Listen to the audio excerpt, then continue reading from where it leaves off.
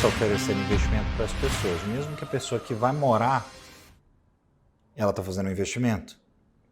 E para isso, você que é corretor de elite, precisa entender sobre outros tipos de investimentos, obviamente. Tá? Para saber defender o seu, para saber conduzir uma negociação, você precisa saber do que tem disponível de investimento no mercado.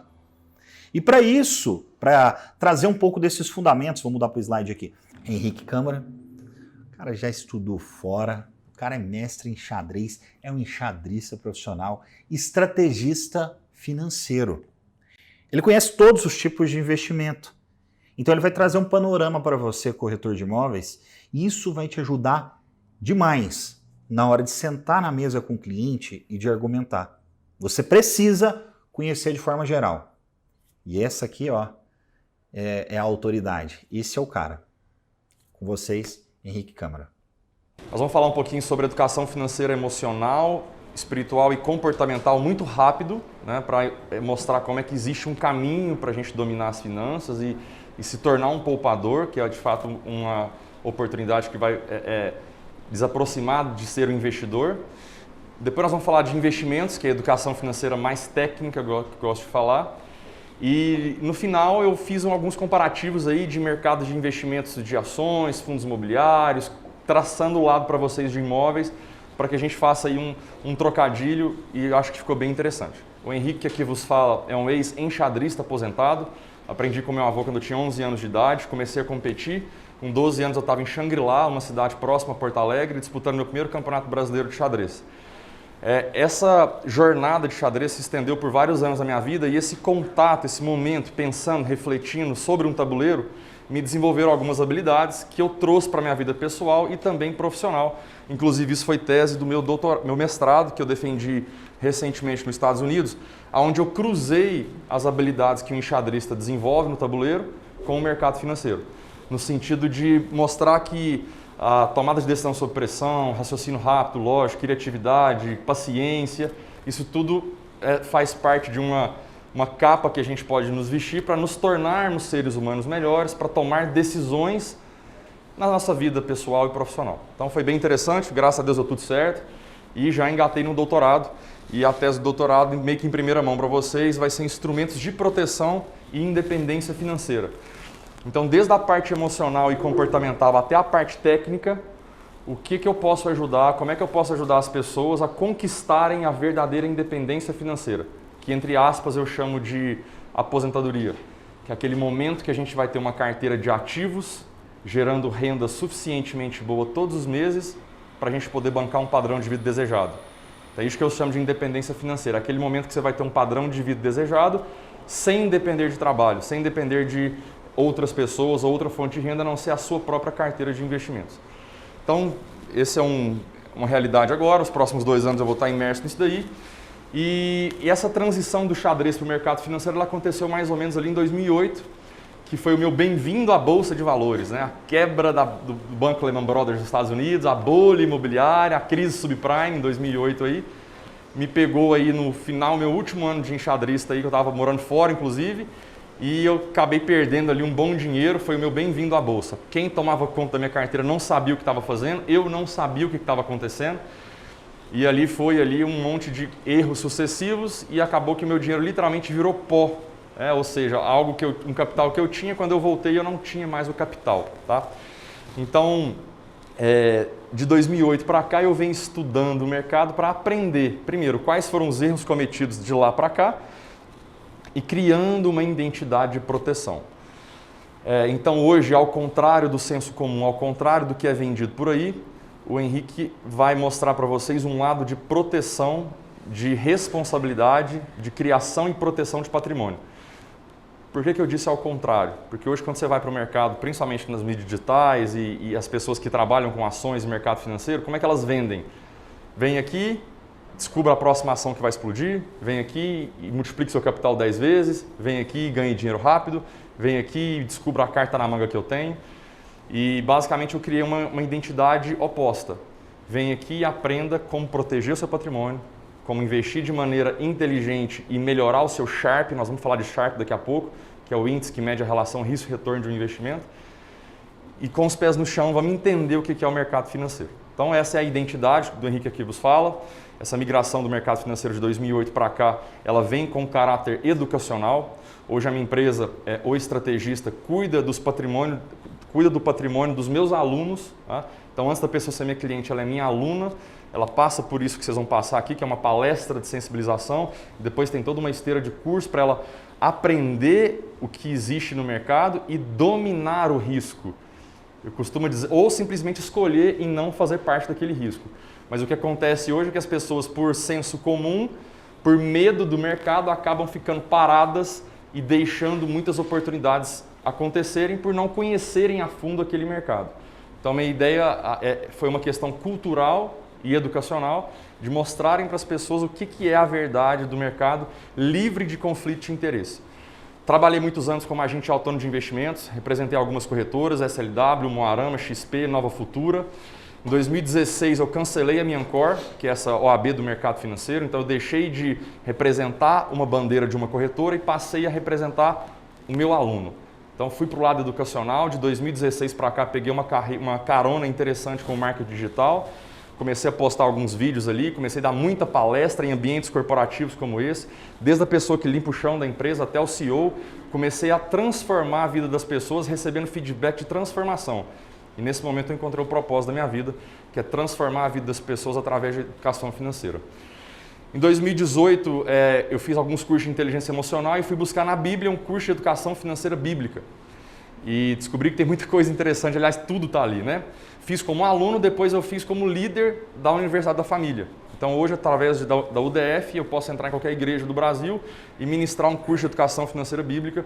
E é o que eu vou fazer semana que vem, estou indo para Foz do Iguaçu dar um curso para empresários dentro de uma igreja gigante lá. Então são portas que vão se abrindo, a gente vai conectando tudo isso e surgiu uma identidade de um professor de finanças. E isso agregou muito valor, porque hoje eu lido com seres humanos, nós lidamos com seres humanos, e para eles terem decisões coerentes, objetivas, financeiramente acertadas, antes eu preciso tratar do ser. Né? Então é muito importante, isso foi um divisor de águas na minha vida. Embora hoje eu esteja numa parte muito técnica. Hoje eu sou especialista em derivativos, que é uma parte bem complexa ou bem pouco utilizada no mercado, mas eu precisei trabalhar o ser humano como completo. Tá? Então, encerrei minha apresentação, queria poder falar mais, mas espero que a gente tenha a oportunidade de conhecer mais a fundo, porque a gente tem muito conteúdo. Sempre começo minhas palestras e cursos com esse quadrante de fluxo de caixa do Robert Kiyosaki, autor do livro Pai Rico, Pai Pobre. Tem um livro muito interessante dele, daqui a pouco eu vou citar, que é Independência Financeira. Basicamente aqui estão presentes todas as pessoas que ganham dinheiro no mundo e a crítica que ele faz é que pouquíssimas pessoas estão do lado direito do quadrante de vocês aqui. Ou seja, empresário ou seja investidor. D vai para dono de negócio, tá? E o I vai para investidor. Menos de 10% do mundo está do lado direito do quadrante. Então as pessoas não têm a capacidade de ser poupadoras e investir. Isso é um problema gravíssimo mundial e no Brasil é pior ainda. Nós somos 64 milhões de inadimplentes, que não é o cara endividado, é o cara que tem uma dívida e não consegue pagar. Esse cara é inadimplente. E dentro desses 64,3 milhões de inadimplentes, nós temos os super inadimplentes, que são mais ou menos 20 e poucos milhões, que seria, se fosse PJ, já poderia decretar falência. Então a gente tem no Brasil uma realidade doentia de educação financeira e de pessoas que conseguem poupar dinheiro. Tá? E aí a ideia é para a gente investir e se tornar um investidor para conquistar a independência financeira. Como dito agora há pouco, independência financeira é aquele momento que você vai ter uma carteira de ativos suficientemente boa para te gerar renda todos os meses para você bancar um padrão de vida desejado. Tá? Então é isso que eu tento ensinar para os meus alunos e todas as decisões que ele vai ter na vida dele daqui para lá, seja para comprar um imóvel, comprar um carro, viajar, então qualquer decisão que ele vá tomar agora vai impactar no objetivo final. Seja aproximando ou antecipando esse momento, que é o meu objetivo, é a minha função, ou se ele tomar decisões erradas, afastando esse objetivo ou simplesmente tirando ele do curso, que é o que eu não posso deixar acontecer, essa é a minha tese de doutorado. Tá? Então vocês viram que educação financeira não é só eu chegar aqui e falar, olha, tem uma carteira de investimentos assim, vamos atrelar ela com o imóvel e está tudo certo. Eu poderia compartilhar com vocês ano passado o feliz resultado que eu tive com as 97 famílias que eu tomo conta, que 100% delas tiveram rentabilidade positiva no ano do Covid, onde a Bolsa Brasileira terminou com 2,93% de alta e meus clientes terminaram em média 17% a 20% de média de rentabilidade. O pior teve ali 13%, que era o mais conservador, e os mais arrojados tiveram 41% de rentabilidade. Eu não vendo isso, eu vendo muito menos do que isso. Eu vendo uma renda recorrente com proteção. Só que o mercado financeiro ele se comporta de maneiras insanas, daqui a pouco nós vamos falar disso, e abre algumas janelas de oportunidades. Mas por hora eu quero mostrar para vocês que antes do ter, que é a última parte que as pessoas somente dão valor a essa parte, eu vou cuidar do ser, do fazer e do ter. Esse tripé ele está invertido no mundo atual. As pessoas querem ter dinheiro, ter resultado e estão esquecendo de plantar a sementinha e fazer o dever de casa. Que é se tornar uma pessoa melhor, e é louvável que o programa Acelera da URGS está fazendo isso com vocês, está dando a oportunidade de vocês se tornarem pessoas melhores, ajudar o próximo, gerar valor, para depois vocês entrarem em ação com conteúdo, vou trazer muita ciência aqui, conteúdo, para depois colher o resultado. Então a ideia é que a gente crie um encanamento, crie um relacionamento duradouro com o seu cliente, com autoridade, com conhecimento, para que vocês façam vendas para ele, para a família inteira dele, tem indicações com ele. Então esse aqui é o objetivo, mas para você ter esse resultado, você tem que dar um passinho para trás. E hoje o brasileiro, principalmente, não quer ser uma pessoa melhor. Tá? Bom, quem falou isso foi Reinaldo Domingues, que é o pós-doutor em educação financeira, foi o cara que me defendeu na banca agora do mestrado e vai estar no doutorado. Então vocês entenderam que eu dividi a educação financeira em 3 pilares. Tá? Então a gente dividiu a educação financeira aí com ser, que é uma educação financeira que eu gosto de chamar emocional e espiritual. Citei a Bíblia aqui agora há pouco, mas você pode encontrar a fonte que tem a sua espiritualidade nela. Mas o emocional é interessante, porque a gente tem que conhecer a gente antes de tomar decisões financeiras. Isso impacta muito. Muitas pessoas me procuram querendo ter resultado rápido, algumas até endividado, querendo investir em Bitcoin, ou querendo investir em ações, ou querendo fazer day trade. Ou seja, a pessoa está me procurando com um vício psicológico. Isso é ser, não tem nada de técnica nisso. Ela está querendo pular degraus, né? Degraus. Então, o interessante é que a gente tem essa consciência que a gente tem que nos melhorar como pessoa para depois entrar na fase técnica de dominar nossas finanças. Quando eu digo dominar as finanças, talvez se eu te perguntar assim, quanto que você gastou mês passado com alimentação, transporte, filho 1, filho 2, aquele lanche, aquele açaí, aquele almoço, aquele jantar, gasolina? Talvez você não saiba isso, né? E talvez você tenha aí esse não saber o quanto você gasta te gera algumas consequências e leva você a não ter um comportamento adequado perante o dinheiro. Então nós vamos falar disso daqui a pouquinho e aí por fim a gente vai entrar na técnica, que é a parte de investimentos. Bom, esse slide aqui ele vai representar para vocês uma aula de mais ou menos 18 horas. Tá? Então eu trouxe para vocês para falar em 8 minutos talvez. Então, foi um grande desafio para a gente poder sobrar tempo para ir de fato no argumento de imóvel com relação aos outros investimentos. Então prestem atenção, esse vai ser a parte comportamental. Tá? Quando eu tive bastante problema financeiro em 2012, 2013, quando a minha vida virou de cabeça para baixo, eu fui para São Paulo buscar conhecimento, fui para livros internacionais e descobri que existia um método, um caminho academicamente testado que poderia me gerar uma autonomia de fazer escolhas financeiras onde eu poderia dominar as minhas finanças. E aí eu descobri um método. Basicamente eu trouxe para vocês aqui os 4 Ds para ficar fácil de vocês lembrarem. Tá? Isso já foi um pouco editado por mim, que foi a experiência dos últimos 10 anos dando aula, mas basicamente foi aquilo que eu falei para vocês. O primeiro passo é descobrir o seu número. Se você não sabe quanto você gasta todos os meses, pode produzir alguns sintomas em você. Sabe aquela vez que sabe aquela hora que você pega o seu aplicativo de celular, olha lá na fatura do seu cartão de crédito e leva aquele susto? Não é possível que eu gastei isso tudo. Ou sabe aquele dinheiro que você ganha da comissão de imóvel que você vende e de repente você fala, cara, com esse dinheiro que eu ganhei aqui agora eu vou viver meus próximos, sei lá, 3 meses. No outro mês não tem mais nada na sua conta. Esse tipo de sensação, ela acontece porque você não sabe quanto você gasta todo mês. Eu não estou falando que você gasta muito, eu nem sei quanto você gasta. Eu só estou dizendo que, de acordo com o Reinaldo Domingues, na página 37, se eu não me engano, o verme do desequilíbrio financeiro reside nos pequenos gastos que a gente não anota no dia a dia. Então, se você continuar achando que gasta X com uma despesa, mas na realidade você gasta 2X, 1X vai continuar desaparecendo da sua vida. Dinheiro vai continuar desaparecendo. Homens, pescaria, bar, boteco, cerveja, viagem, carro, futebol, resenha, a gente gasta muito dinheiro com isso, videogames, né? Mulheres normalmente consomem com roupa, sapato, investimentos em geral. Mas nós homens somos mais consumistas que as mulheres. Em termos financeiros, as mulheres consomem com mais itens. Ou seja, todo mundo tem que ter educação financeira. Você não vai virar para o seu cônjuge ou para a sua esposa e falar assim, olha, gasta menos com isso, está gastando muito dinheiro. Não é assim que fala de dinheiro com finanças em casa. Dinheiro é a raiz da maior parte de problemas no mundo. Em termos de divórcio, é a segunda maior causa, só perde para a infidelidade, está pau a pau ali. Ó. Então, é um tabu entre casais, porque nós não tivemos uma geração que falava sobre educação financeira. A primeira geração que está falando sobre isso agora, através aí do boom do marketing digital, através da Natália Cury, do Primo Rico e um pouco antigamente o Gustavo Cerbasi. Mas o fato é que as pessoas não têm comportamentos para isso. E aí o mundo está cheio de planilhas. Você entra na internet hoje, você baixa um monte de planilha de Excel, um monte de aplicativo que controla, que registra todos os seus gastos. E as pessoas não estão dando conta de melhorar o comportamento financeiro. Aliás, o nível de inadimplência está só aumentando no Brasil. E vai aumentar mais agora depois do Covid. Por quê? Finanças pessoais é diferente de educação financeira. Eu não preciso que você seja expert em contas, eu não preciso que você seja expert em matemática, eu não preciso que você seja um gênio de TI, eu preciso que você seja uma pessoa capaz de dominar o seu comportamento. E isso é educação financeira. E o primeiro comportamento que você tem que dominar é descobrir o seu número, quanto você ganha e quanto você gasta.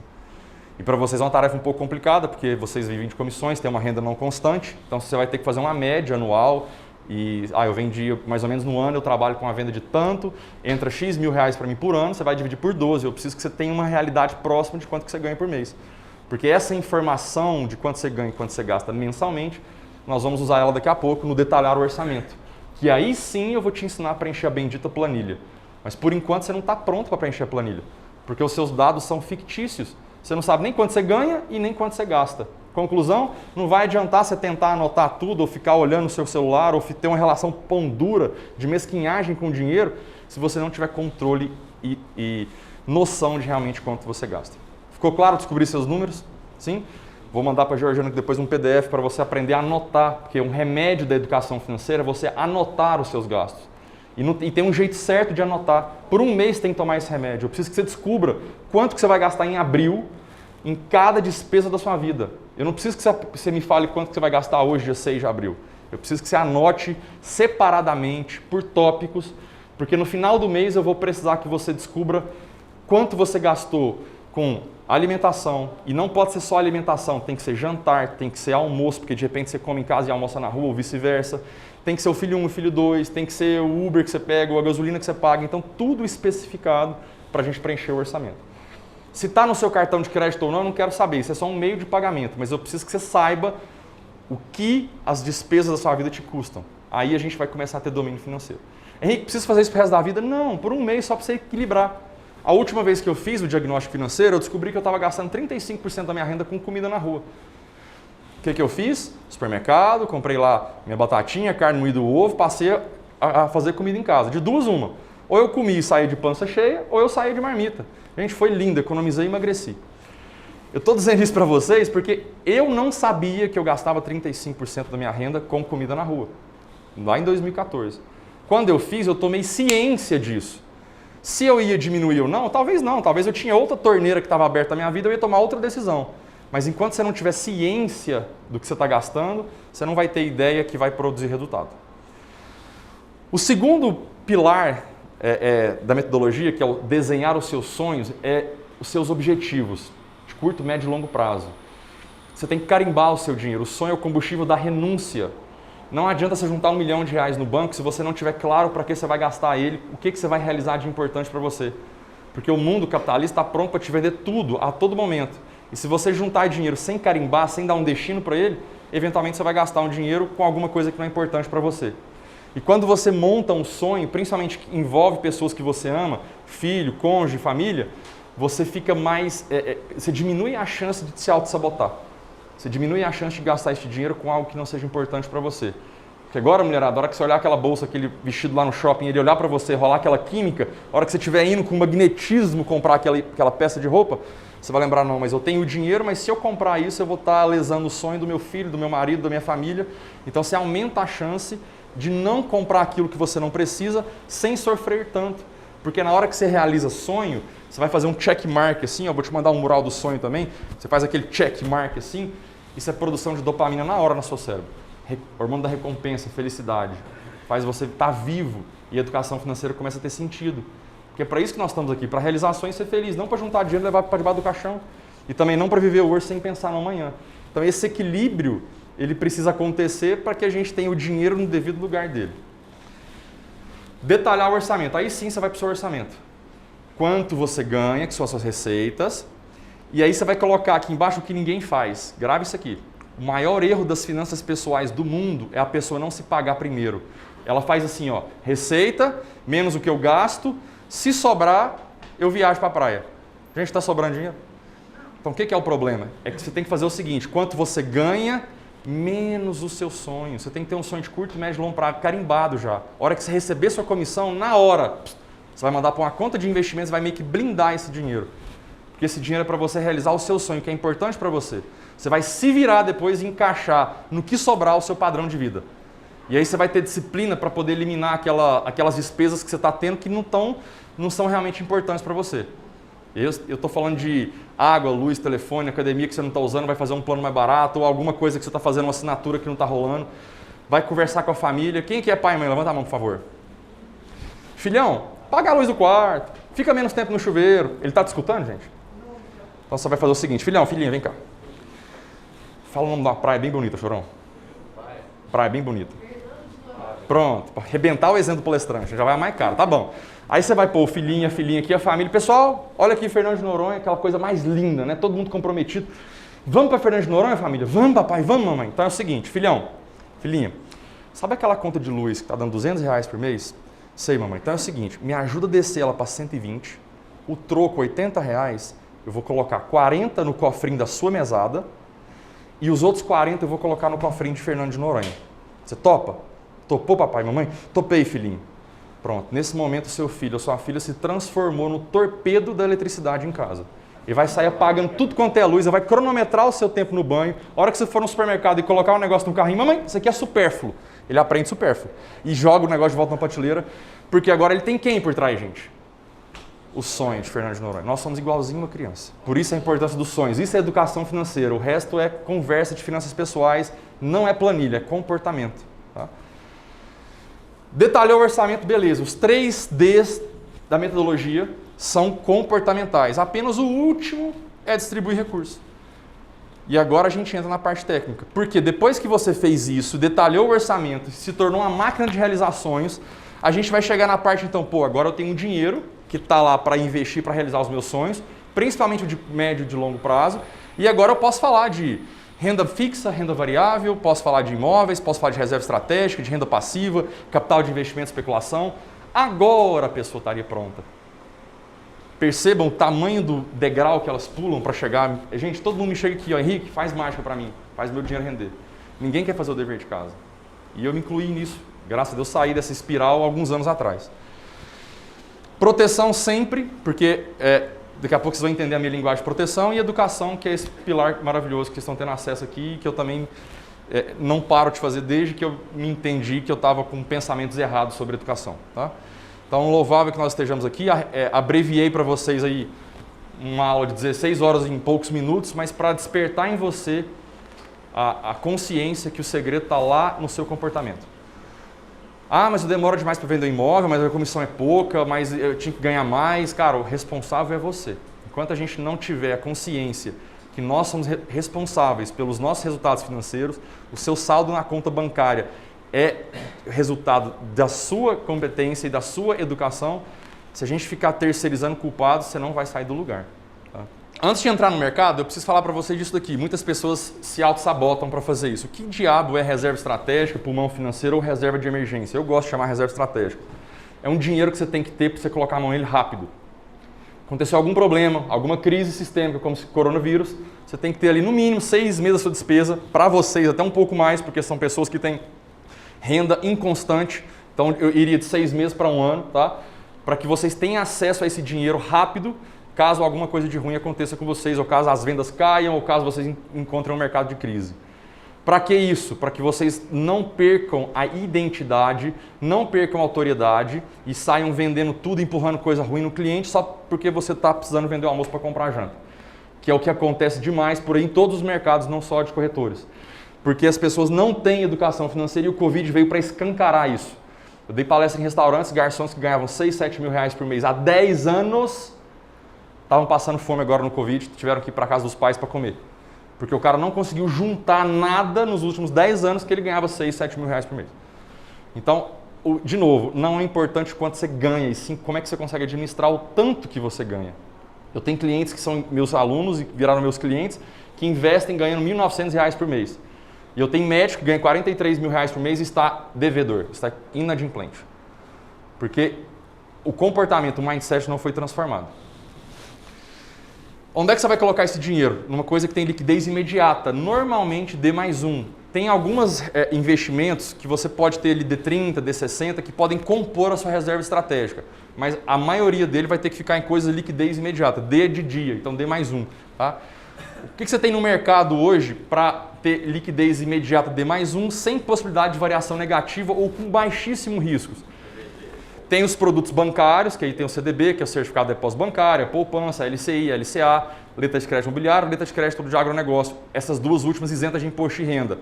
Mas, basicamente, os produtos bancários não são muito atrativos, mas, gente, não tem mágica. Com a Selic baixa do jeito que está, mesmo depois do aumento para 2,75, aqui não é o lugar para você ganhar dinheiro. Aqui é o lugar para você ganhar tranquilidade. Tá? Então, tem sim os produtos bancários, esses todos que eu falei. Poupança não, tá, por favor. Mas tem também um título público, que é você emprestar dinheiro para o governo. Veja, os produtos bancários, todos esses que eu falei, você empresta dinheiro para o banco.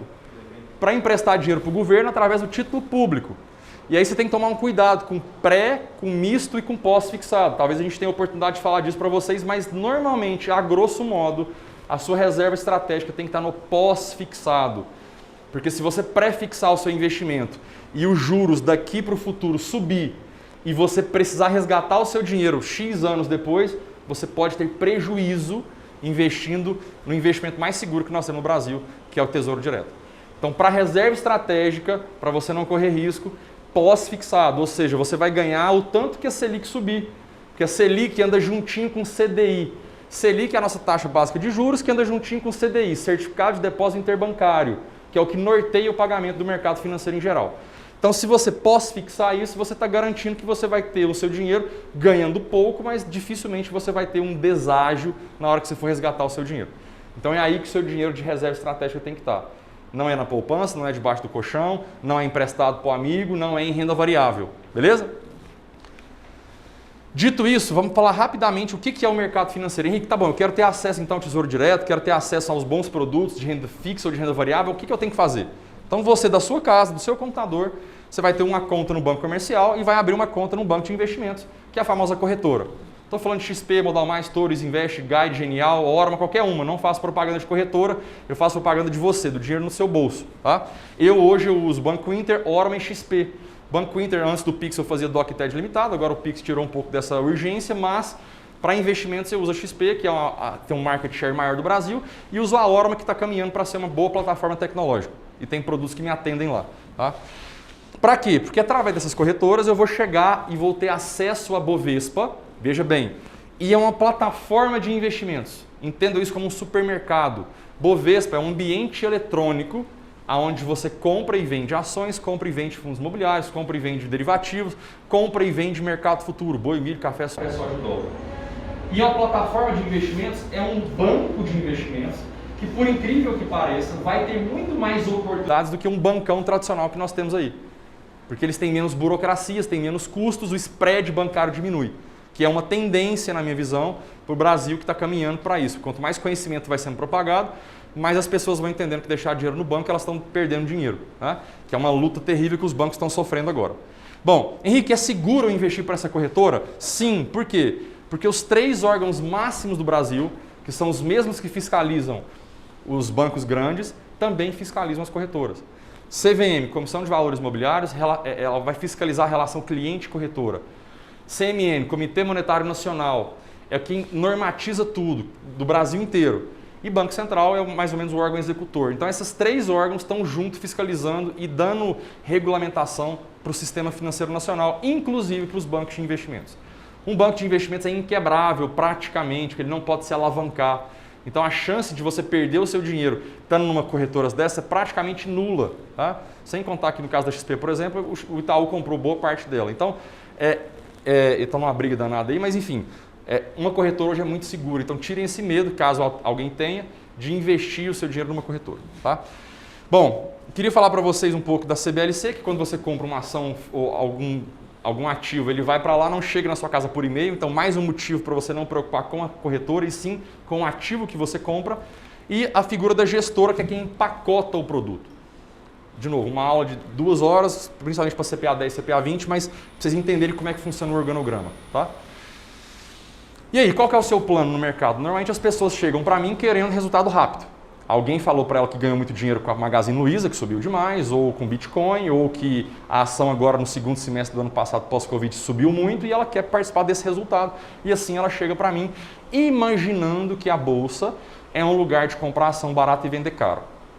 Vocês não vão pensar isso mais. Tá? Isso é o senso comum que pensa, vocês não são o senso comum mais. Bolsa de valores é um ambiente eletrônico onde você pode sim comprar ações e vender, mas você pode fazer mais um montão de operações. E aí eu te pergunto qual é o seu plano, porque normalmente a pessoa compra uma ação a R$10, a hora que ela vai a 12 ou a 11, ela vende, põe 10% no bolso, fala, cara, ganhei dinheiro na bolsa e sai contando para todo mundo. Essa mesma pessoa, a hora que ela compra a ação a 10, a mesma ação, meses depois, e ela cai para 9, ela não sai fora da operação. Ela, não, eu lembro dessa ação a 12, ela vai voltar para 12. Aí ela vai para 8, aí ela fala, já perdi 20% do meu patrimônio. Aí ela vai para 7, ela começa a me ligar de madrugada. Henrique, o que está acontecendo com o mercado?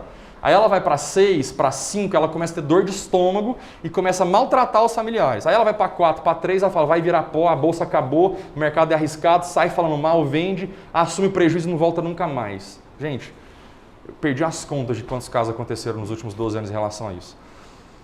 O principal erro aí foi não ter respondido uma pergunta lá atrás. Qual é o seu plano? Você vai comprar uma ação a 10, se ela for para 11, para 12, para 15, para 20, para 9, para 8, para 7, para 5 ou para 1, o que você vai fazer? Talvez se eu te perguntar agora, cara, você vai comprar uma ação a 10, se ela for para 5, aí eu compro mais, a ação é boa, eu acredito nos fundamentos da empresa, tá bom. Essa resposta já blindou você de colocar todo o seu patrimônio no instante 1 na ação. Porque você teve que preservar um caixa, porque você falou, cara, se a ação cair eu vou comprar mais, então eu não posso colocar todo o meu dinheiro aqui.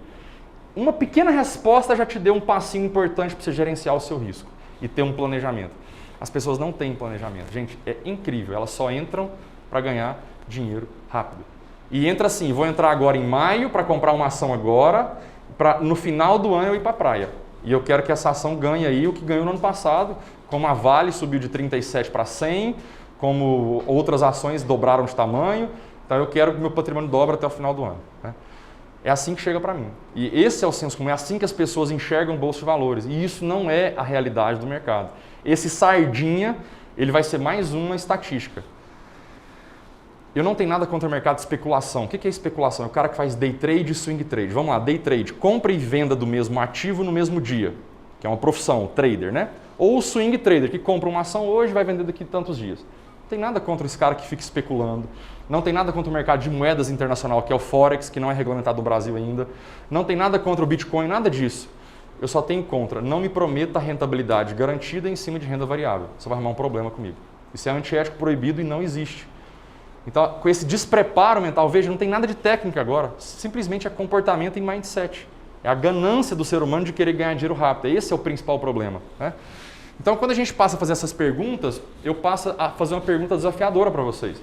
Que foi isso que norteou minha vida em 2016, que fez eu tomar toda a decisão de cancelar a minha Ancor, recusar uma proposta na época de um salário 3 vezes maior do que eu ganhava para ir para um banco trabalhar, para justamente ser coerente com a resposta dessa pergunta. Como é que você monta uma carteira de investimentos que vai estar protegida diante de uma próxima crise? Ou como é que você se protege o seu patrimônio diante da próxima crise? Que a gente nem sabe quando vai ser. Senhores, como é que a gente vai montar então uma carteira para uma próxima crise? Vai existir outra crise? Vamos falar um pouco de macroeconomia agora, para a gente poder levar o nosso argumento, que isso é uma parte importante, né? Quando você conversa com o cliente, e perspectivas, ele sempre te pergunta, né? Como é que você acha que vai estar o metro quadrado daqui a tanto tempo, como é que você acha que vai estar o mundo, o Brasil. Então eu trouxe aqui de forma resumida alguns pontos interessantes. Selic 2,75, já falei para vocês que ainda é baixa, recentemente estava com 2%, agora está 2,75%. Ainda é uma taxa de juros muito baixa para nível Brasil, porque o nosso país é emergente, não tinha cabimento ela estar em 2%, desceu muito, tanto é que fez o quê? A inflação explodiu. Boa parte para o corona, né, que a gente teve que imprimir muito dinheiro para poder sustentar essa população grande, mas no Brasil a questão da desigualdade social e a burocracia e corrupção fez com que o dinheiro chegasse em mãos erradas e não tem jeito. A inflação sofreu e vocês estão vendo aí o preço das coisas, como é que foi. E esse resultado faz com que os analistas decidam que, ou entendam, os analistas entendem que o mercado ele vai voltar para 5% ao ano, pelo menos. Tá? Então a gente está aí na iminência dos juros voltar a subir, que na teoria não é uma coisa muito boa para o mercado imobiliário, porque se o empréstimo bancário fica mais caro, teoricamente o seu cliente deixa de pegar o financiamento e diminui um pouco as vendas. Né? Então a tendência nos próximos anos é que os imóveis desçam um pouquinho de valor desse boom que deu agora, mas ainda 5% não vai ficar tão desatrativo quanto estava quando a Selic era 14,25%. Então vocês têm um probleminha iminente por vir, tá? Mas os bancos talvez não repassem essa taxa inteira. Então a gente está ali com taxas de 5%, 6% de financiamento, vi uma conversa já que vai aumentar um pouco, mas ainda dá para a gente poder fazer bons negócios no mercado imobiliário, eu vou falar disso daqui a pouco. Mas a tendência é que os nossos juros aumentem um pouquinho, para controlar a inflação. Para quem não está familiarizado, se os juros aumentam, as pessoas ficam mais receosas de pegar dinheiro emprestado, diminui o dinheiro circulando no mercado, consequentemente os preços das coisas não podem continuar subindo, então o governo vai usar isso para tentar controlar a inflação que saiu de controle. Então o que o Brasil tem mais de problemas? Ele tem uma inflação mentirosa, ele tem reformas que foi aprovada da Previdência, mas não tivemos ainda a reforma tributária, nem a política, tá? E nem a administrativa. Isso vai precisar acontecer muito para que o Brasil entre numa espiral de crescimento novamente mais equilibrado. E aí a gente está batendo em muita gente grande, né? A burocracia e a questão política do nosso país é muito grave e esse para mim é um dos principais problemas do Brasil e de todos os mercados por enfrentarem esse problema de corrupção Brasil. Enquanto isso não acontecer, a gente vai continuar sofrendo e a gente vai ter um mercado financeiro sendo dominado por gringos. Porque enquanto as pessoas estiverem nesse ambiente de alta volatilidade e de baixo questão cultural e educacional, o nível de CPF na Bolsa ela tende a aumentar lentamente. Então, a gente tem hoje na Bolsa 3 milhões de pessoas investindo dinheiro, seja em ações, em fundos imobiliários, em derivativos. Para um país de 220 milhões de pessoas, é muito pouco. Você vê tanto que nós estamos neném perto do mundo. Os Estados Unidos tem 350 milhões de habitantes, 370, tem 200 milhões de investidores lá. Então, lá é questão de cultura. Aqui a gente está engateando ainda. Né? Então, no país que anda mais estável, é mais fácil as pessoas entrarem na bolsa. Exato. Então a gente está num país instável. Essa aqui é a conclusão disso tudo. Mas, e daí? Vamos fazer um negócio acontecer aqui também. Não vamos vitimizar e fazer... culpar o Brasil ou o Bolsonaro ou quem for que seja por nosso insucesso financeiro. Tem como a gente se proteger. Né? E aí eu começo a trazer alguns personagens para a gente poder entender como se proteger para isso e entender, como foi dito aqui agora há pouco, que o Brasil é um país doente financeiramente. Tá? A ausência de educação financeira é o culpado pelas pessoas estarem inadimplentes. Não é o problema da reforma tributária, administrativa e política que não passou ainda, não é o Bolsonaro, não é político, somos nós. Então, a questão da educação financeira é algo que eu trouxe como missão de vida, que na minha opinião, é um negócio infinito, mas que cabe a nós, seres humanos, ajudarmos de alguma forma o nosso cliente na ponta final. Porque vocês vão encontrar muitos clientes com muito dinheiro que têm problemas com dinheiro e clientes com pouco dinheiro que também têm problemas com dinheiro. E eu falo isso porque eu sou vendedor igual a vocês. Só que em vez de vender imóvel, eu vendo uma assessoria para tomar conta do dinheiro do cara. E eu encontro pessoas que têm problemas com dinheiro de todas as espécies. Então, se no seu atendimento, se no seu relacionamento, você consegue passar para ele uma linguagem mais acessível e uma paz espiritual para falar de finanças e dinheiro, talvez você ganhe a confiança e o relacionamento com esse cliente seja estabelecido por uma simples...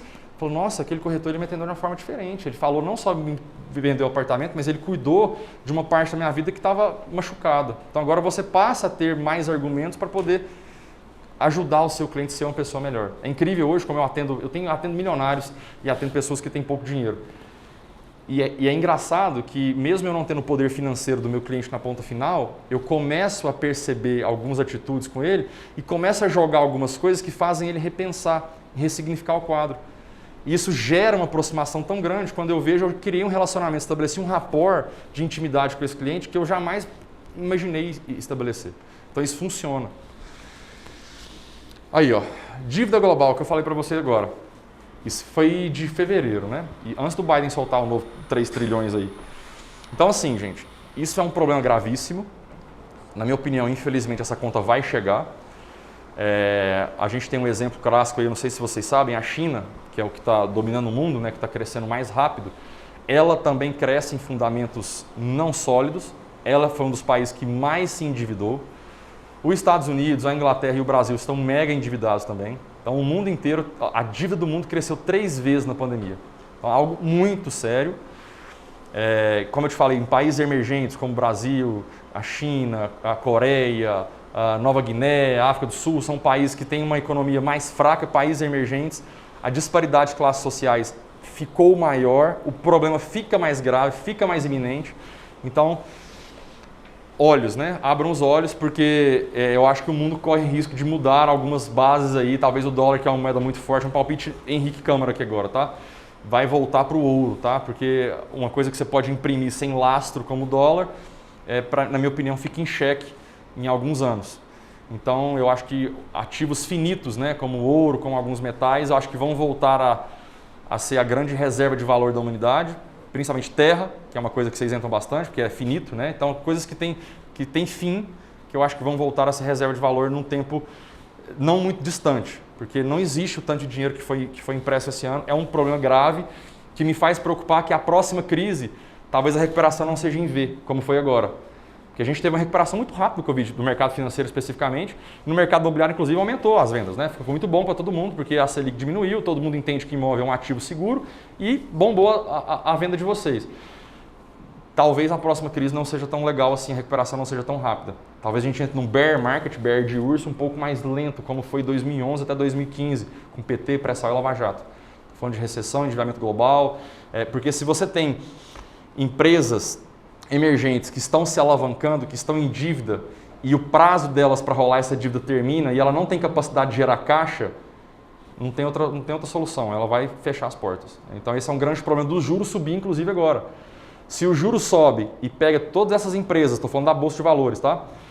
Que estão aí alavancadas, uma empresa que devia 10 milhões de reais se ao juros de 2%, quando o juro sobe para 5%, essa empresa passa a dever 50 milhões de reais, 40 milhões de reais, 60 milhões de reais.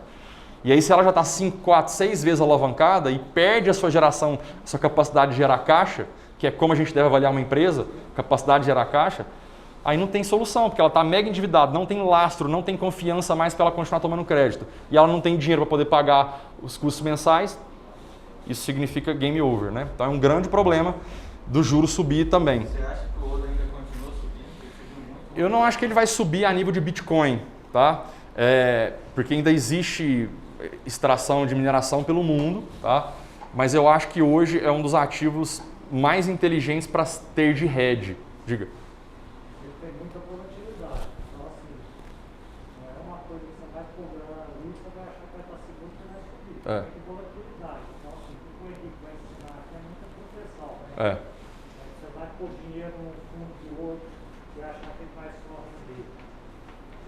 Ele vai explicar isso. Eu estou falando isso como diversificação de tese, né? Porque como é que eu trabalho com a família que me procura? Eu tento mostrar para elas esses viés de crise e eu me amparo nesse cara aqui, ó, Nassim Nicholas Taleb. Quer sugestões de livro? Lê todos desse cara, tá? Nesse livro aqui, ó, A Loja do Cisne Negro, ele vai explicar para você o porquê que o mundo vai continuar tendo eventos de alta e de baixa. Outra coisa boa também, né, Henrique?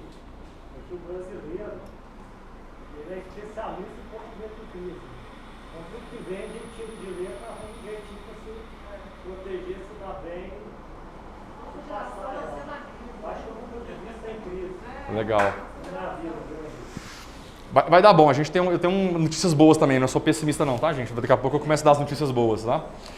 Esse livro, A Loja do Cisne Negro, ele mostra por que o mundo vai continuar se comportando de forma tanto positiva quanto negativa, com eventos que saem fora do desvio padrão, como o boom da internet, como o boom do coronavírus, como o surgimento do Google, como o surgimento do boom que a gente viveu tecnológico. Então ele explica esse tipo de situação. Nesse livro dele aqui, Dynamic Hedging, Proteção Dinâmica, é um livro de 97, essa edição aqui é revisada. Ele explica lá em 1997 um modelo matemático para enfrentar momentos de crise com derivativos. A conversa agora fica mais técnica, ele chama isso de maximizar a entropia. Diferente do Markowitz, que era o ganhador do Nobel de 90, lá na década de 50, quando ele criou o modelo de minimizar a entropia. Então o mundo mudou. Veja, os Nobels do passado falavam uma coisa para a economia e agora estão dizendo ao contrário. Falam, cara, o ser humano é insano, o capitalismo chegou num nível muito avançado de perversidade, nós temos que estar preparados para enfrentá-lo. E aí nós temos que maximizar a entropia, segundo esse livro, né? Bom, e aí o Taleb fala isso, cara, fala, olha, como é que você vai estar a sua carteira na próxima crise? Ah, vamos diversificar, você já deve ter escutado isso por aí, né? Diversifique seus investimentos, não é isso?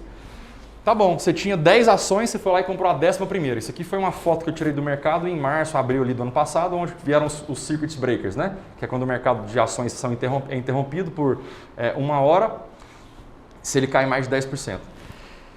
Aí você fala, Henrique, eu tinha 10 ações, então eu fui lá e comprei a 11ª. Aí veio o mercado e teve o circuit breaker. Adiantou a sua diversificação? Então a diversificação não pode ser de ativos, ela tem que ser de classes. Você tem que ter várias fontes de renda, várias fontes de investimento para que você possa defender-se de um risco sistêmico. Se você está surpreso com o que aconteceu no mercado, você se auto-negligenciou lá atrás naquela perguntinha do plano. Quando você investe em qualquer coisa, inclusive em imóvel, qual que é o pior cenário que pode acontecer? E essa é uma grande vantagem que as pessoas que investem em imóvel têm, porque vocês estão num bem finito, uma terra que não vai sair dali, que no pior das hipóteses você mora no imóvel, ou você espera valorizar, você não tem um nível de alavancagem importante que as ações têm. Daqui a pouco eu vou fazer um comparativo entre imóveis e ações, imóveis e fundos imobiliários, para dar mais força para vocês. Mas por hora, eu quero chamar a atenção para isso, porque o senso comum fala que você tem que diversificar seus investimentos. E isso para mim não basta, você tem que diversificar classes de ativos. Sabe quem falou isso, gente? Empregue o seu dinheiro em negócios diferentes e você terá lucro, porque a gente nunca sabe de onde vai vir a próxima crise. Muitos anos atrás esse cara falou isso, né? Então não é hoje a gente ter uma fonte de renda só. Eu não posso pegar a família que eu atendo e mandar ela comprar tudo ações, ou fundo imobiliário, ou tudo imóveis, ou tudo fazenda, ou tudo só. A gente tem que diversificar a classe de ativos para que a gente esteja protegido. E uma delas, a tendência, eu estou estudando agora como comprar esse ouro aí de uma forma menos burocrática, digamos assim, tá? Mas com certeza imóvel está dentro desse escopo porque é um ativo finito. Não tem terra para esse tanto de gente que está nascendo, né? Então, com certeza imóvel faz parte disso, é um argumento que vocês vão utilizar para justificar uma possível venda, tá? Esse livro do Robert Kiyosaki não é o Pai Rico, Pai Pobre, é a Independência Financeira. Ele traz a importância de você trazer renda com seu investimento. É uma crítica que ele faz ao mercado norte-americano, que criou um conceito de sempre comprar ações que nunca, talvez, demorariam para gerar renda e o cara não tira o dinheiro mensalmente. E aí chega na hora de se aposentar, está em momento de crise, de Covid, o cara passou a vida inteira juntando dinheiro, precisa resgatar o dinheiro no momento de crise. Então essa crítica que o Robert Kiyosaki faz se estende para todo mundo, a incapacidade que as pessoas têm de fazer renda. E aí eu pergunto para vocês, o que tem no mercado hoje para gerar renda? Vocês sabiam de imóveis, que trabalham com isso, pode gerar um aluguel, uma renda recorrente. Tem fundo imobiliário, daqui a pouco eu vou entrar nisso daqui. Tem título público, você pode emprestar dinheiro para o governo, NTND de dado IF de faca, de semestre em semestre você ganha um cupom, tá? Ganha uma renda. Você tem ações que pagam dividendos, não gosto muito porque ações pagam só 25% do lucro delas, tá? E estão alavancadas. E tem operações estruturadas em mercado, que é uma tese que eu faço, que é um pouco mais avançada, mas que eu uso bastante, que tem uma proteção legal, mas basicamente isso é a maior tangibilidade que nós temos dentro do nosso mercado financeiro. Bom, então vamos recapitular o nosso plano. Você vai gastar menos que você ganha, investir todos os meses. Se depender de mim, você vai investir todos os meses aquele resultado do seu mês, na hora que entrar o dinheiro. Você vai reinvestir o resultado, você vai ter um domínio financeiro e vai ser um poupador. Daí nós vamos pular para a parte do investidor. Porque depois que você criou o hábito de ser um poupador recorrente, que é guardar, proteger, segurar o seu dinheiro, nós vamos investir em bons ativos, vamos trazer proteção para a sua carteira, vamos fazer os seus ativos, a boa parte deles gerarem renda passiva, o que não gerar, vamos escolher bem, e aí entra vocês bem nessa tese, e para a gente conquistar a independência financeira. Então eu espero que vocês desenvolvam um trabalho, não para só fazer uma venda para o cliente, mas para ajudá-lo a conquistar a independência financeira, de modo a protegê-lo. E de repente ele morar num bom imóvel, ele está protegido de uma série de outras coisas, daqui a pouco nós vamos ver. Então esse é o nosso plano, é assim que eu norteio o meu trabalho com as famílias, né? Esse outro cara aqui é o último que eu trago para minha tese, falei para vocês dele no começo da palestra, é o William Sharpe, um ganhador do Nobel de Economia de 90, junto com o Markowitz, e ele tem o sobrenome dele, que é o Sharpe, um índice que mede a relação risco-retorno de um investimento. Então, além de você aprender sobre quanto que o empreendimento vai te pagar, liquidez, velocidade com que o seu produto volta a ser dinheiro no seu bolso, ou seja, quanto tempo você demora para fazer dinheiro de novo com o seu investimento, que é um problema naturalmente para o imóvel, daqui a pouco eu vou ensinar vocês a costurar isso. E a segurança, que são os 3 pilares básicos de investimentos, você tem um cara que montou um modelo matemático, onde ele divide a rentabilidade pelo risco. Ele te entrega isso pronto. Muitos clientes de vocês estão presos no banco, na mão do gerente, investindo num monte de fundo imobiliário ruim demais. A gente pode gerar valor para eles, tirando ele de fundos ruins que eles estão investidos.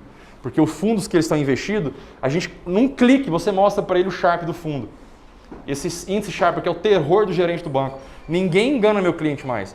Ah, vem cá, vou montar uma carteira top para você. Ó, acredite em mim. Nesses últimos 5 anos eu sentei com todos os tops. Quando eu falo top, é o gestor top das galáxias de Itaú, Santander, Bradesco. Sentei com todos eles, porque eu fui atender o cliente do banco deles, e na hora que o cliente fala que vai tirar o dinheiro de lá, é um Deus nos acuda.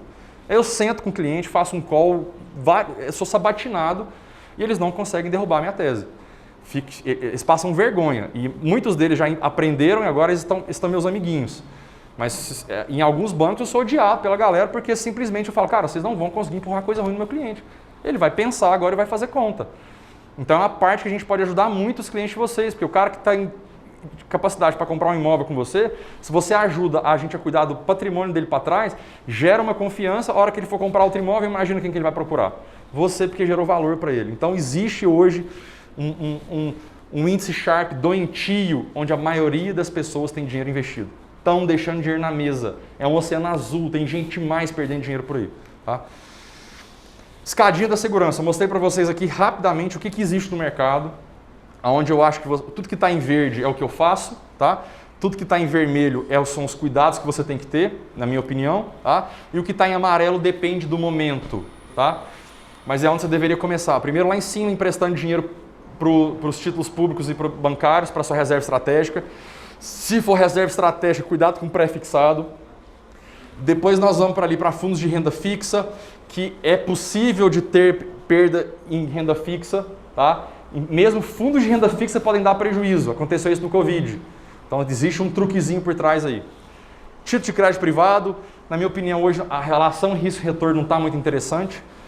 Operações estruturadas com hedge, olha só, eu entrei no mercado financeiro e estou te dizendo que isso aqui é menos arriscado que o resto. Por quê? Porque eu trouxe hedge, eu trouxe inteligência de proteção.